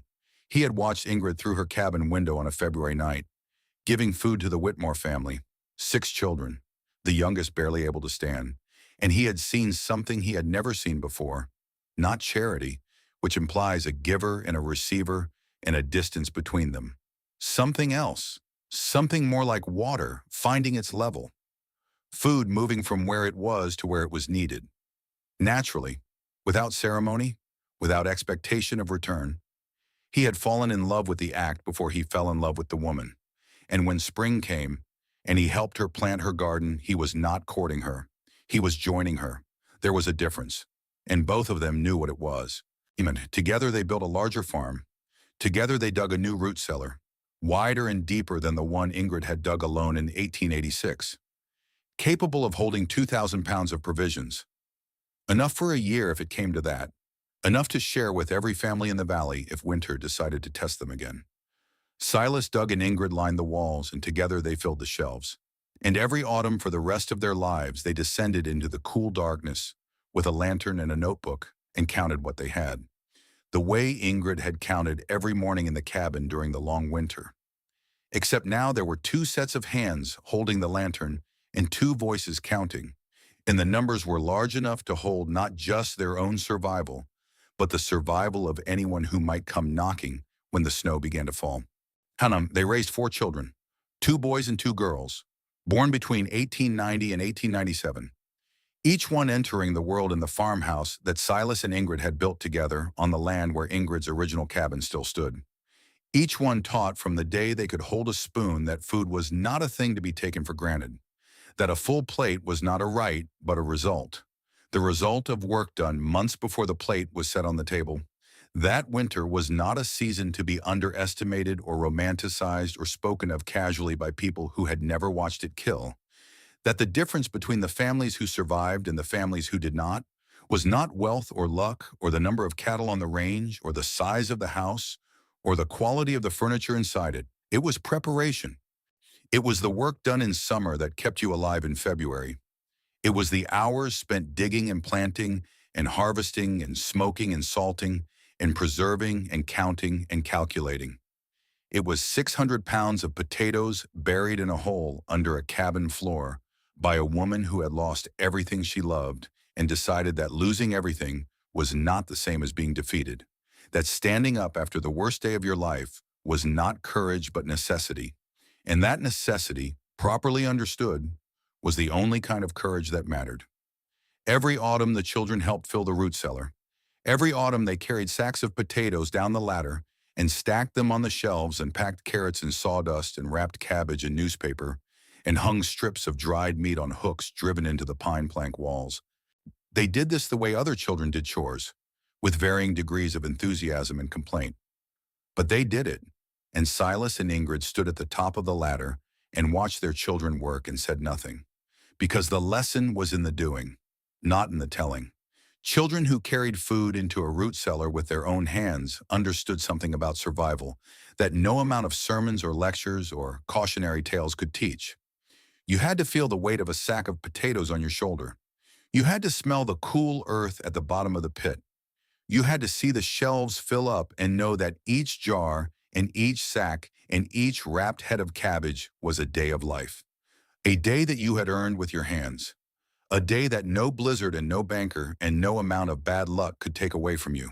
One Odin lived to see the first 2 children born. An old dog by then, gray in the muzzle, slow to rise in the mornings, but still present, still watching, still lying at Ingrid's feet when she sat by the fire in the evenings. He died in the spring of 1893, peacefully, in his sleep, beside the hearth where he had spent 1,000 winter nights. Ingrid buried him behind the original cabin, near the grave where Henrik lay. She marked the spot with a stone she had carried up from the river. She did not cry, but she sat beside the grave for a long time, running her fingers over the stone, remembering the dog who had been with her through the worst of it, who had kept her company when company was the only thing standing between her and madness. The cabin where Ingrid had buried 600 pounds of food under her floor stood until 1923. Now, 37 years of Montana winters and summers, of snow and sun and rain and wind. The logs darkened with age. The roof was repaired and re-repaired and repaired again. The door with the hinge that Silas had fixed twice was replaced by a new door that opened on new hinges but still faced east to catch the morning sun. Workers tearing down the cabin to build a new farmhouse found the old storage pit still intact beneath the floor, 8 feet deep, 4 feet wide, 6 feet long. The pine plank walls were dark with age but solid. The straw insulation had compressed over the decades into a thin, hard layer that still held a faint smell of the earth it had been packed against. The shelves were empty, but the marks where the sacks and crates had rested were still visible in the wood. Honey, faint rectangular ghosts of the provisions that had kept 11 families alive through the worst winter in Montana history. They filled the pit with dirt. They poured a concrete foundation over it. They built a new farmhouse where the cabin had been. The physical evidence of what had happened there disappeared under concrete and progress, and the particular American belief that what comes next is always more important than what came before. But the story did not disappear. Stories have a different kind of architecture than buildings. They do not need foundations or walls or roofs. They live in the air between people, pass from one mouth to another, carried in the memory the way the trowel was carried in a coat pocket, always there, always ready, waiting for the moment when someone needs to hear what it has to say. When the story of Ingrid Thornton and the root cellar passed through the Thornton and Caldwell families like a river passes through a valley, shaping everything it touched. It was told at family gatherings around Thanksgiving tables loaded with food, told as a reminder of what it meant to have a table and food to put on it. It was told at community suppers in the Lutheran Church, told to people who had never known real hunger so they would understand that hunger was not an abstraction, but a physical force that could empty a child's eyes and stop a man's heart. It was told to children and grandchildren and great-grandchildren, each telling slightly different in detail, but identical in its central truth, which was this: you prepare not because you are afraid, but because you are wise. And you share not because you are generous, but because survival that excludes your neighbor is not survival at all, but only a slower way of dying. Years later, on a September afternoon, not unlike the one where this story began, Ingrid Thornton Caldwell sat on the porch of the new farmhouse and watched her 4 children dig. 4 shovels striking Montana clay in the yard behind the house, steady and rhythmic. The same sound that had opened this story. Metal on earth, the oldest human percussion, the sound of people preparing for what is coming. They were digging a new storage pit for the winter provisions, doing it the way their mother had taught them, which was the way Grandmother Elsa had taught their mother, which was the way Grandmother Elsa's mother had done it in Sweden before the famine came. Ingrid could not help them anymore. Her back would not allow the bending. Her hands had grown stiff in the way that hands grow stiff after decades of gripping shovels and trowels and rifle stocks and the handles of pots filled with potato broth. But she watched, and she counted.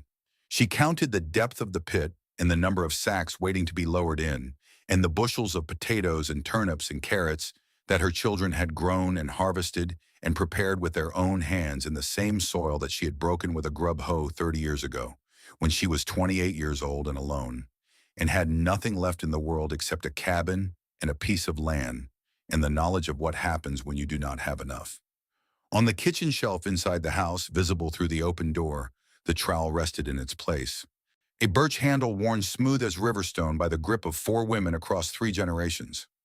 Iron blade thinned by decades of sharpening, but still true. Still capable of biting into earth. Still ready to dig something up and give it to someone who needed it. Ready, as it had always been ready.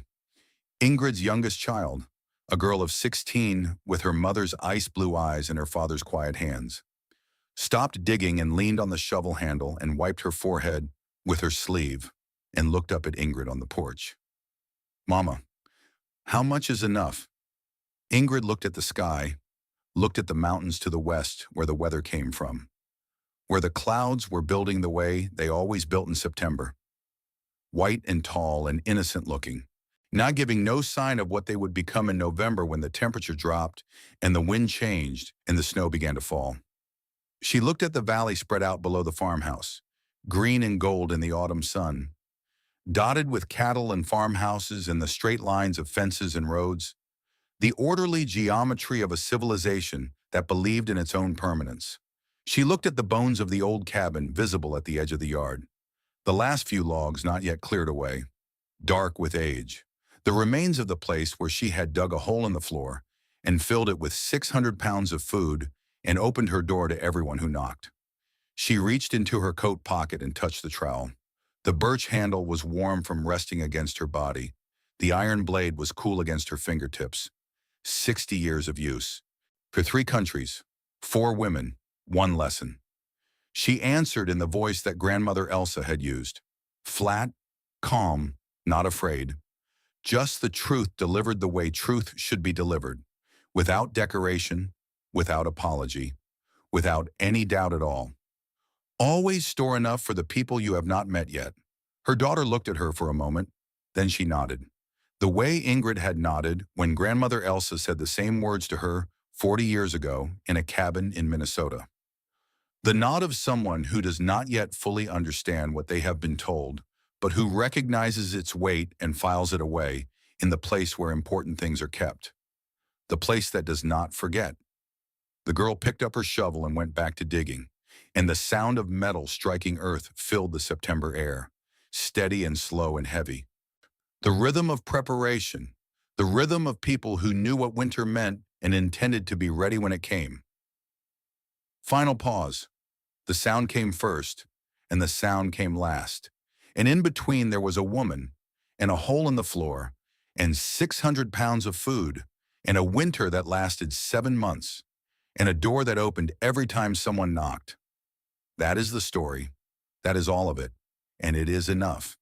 If this story moved you, I want you to do something. Not subscribe. Not like. Though those help, I want you to remember one thing. Preparation is not paranoia. Preparation is love made visible. It is the physical proof that you believe in tomorrow, that you care enough about the people who will share that tomorrow with you to do the hard work today. Ingrid's grandmother survived a famine that killed 100,000 people. She carried a trowel across an ocean because she never wanted to be caught without the means to feed herself again. And she passed that trowel to her granddaughter, and her granddaughter passed it to her daughters, and the lesson traveled with it. Always store enough for the people you have not met yet. You may never face a winter like the one Ingrid faced. You may never need 600 pounds of food beneath your floor. But you will face something. Everyone does. And when you do, the question will not be whether you were smart enough to see it coming. The question will be whether you did the work. Thank you for listening.